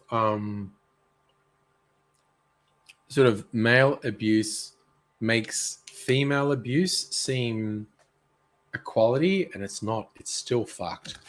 And I've definitely had extremely bad relationships in the past. Had nasty abuse in them. So I fucking feel you, man. Once was found, even the Australian YouTubers talk differently. They did. Fucking 2006 to 2010 on YouTube was absolutely a completely different world.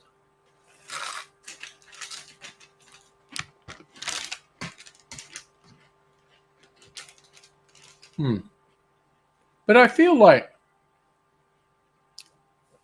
the videos I'm doing, my cocktail channel, are kind of an old school throwback, which I'm enjoying. Justin, it is true that abusive women are more likely to get away with it. But of course, the disturbing factor is at least 75 to 80% of abusive men get away with it. So the fact that 95% of abusive women get away with it says, like, yeah, more abusive women get away with it.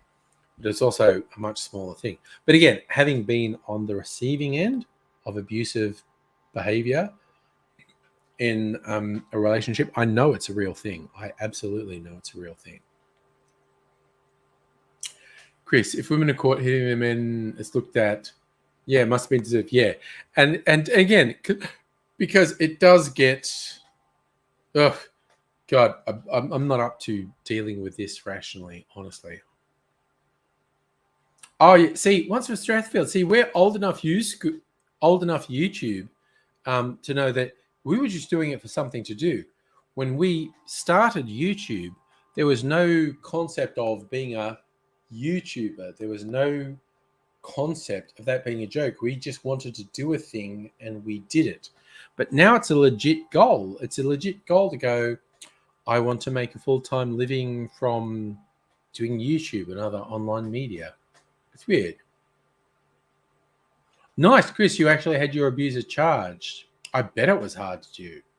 I fucking bet it was hard to do. Ugh. Yeah, no, I never actioned against women who had abused me, but I can imagine actually trying to get action against an abuser who's a woman being super fucking difficult.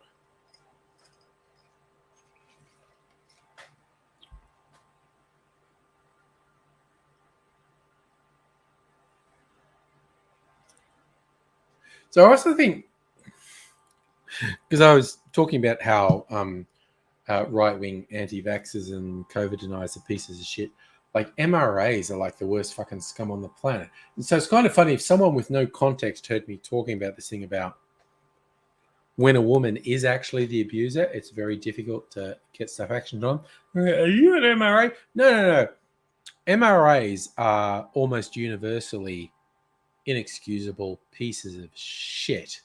But again, it's this weird dichotomy. The fact that MRAs are pretty much without exception absolutely worthless pieces of shit, that doesn't mean there aren't abusive women. It just means MRAs are usually talking shit. It's a very weird thing to balance. Monster Stratford, you put a video on YouTube in 2006. Someone commented on the gap in your teeth. You deleted there. Okay, you just want to do the very funniest thing some stupid hater comment ever said about me with the Angry Aussie channel was they said, "Oh, you're just angry because your mustache doesn't join up with your beard." And I thought that was A, funny, and B, just the dumbest fuckwit who'd ever commented on a video. Anyway, it's after 11. Jesus Christ, I'm going to fucking go to bed.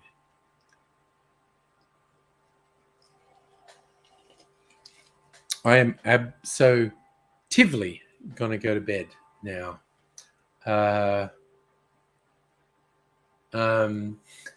This was a fun night. This is a very good night. I thank you all for joining me on this night. I'm going to go to bed. Won't be doing a stream on, it's tomorrow, isn't it? It's not even midnight. So tomorrow night, Wednesday night. Won't be doing a stream. We'll be fucking chilling the fuck out with Mrs. Angry. But yeah, then we get into Thursday, Friday. I'll be doing a stream. It's after I drank enough water tonight, I think. So I'm going to go to bed. So I hope you folks look after yourselves. I look forward to seeing you again soon. But I am going to say bye.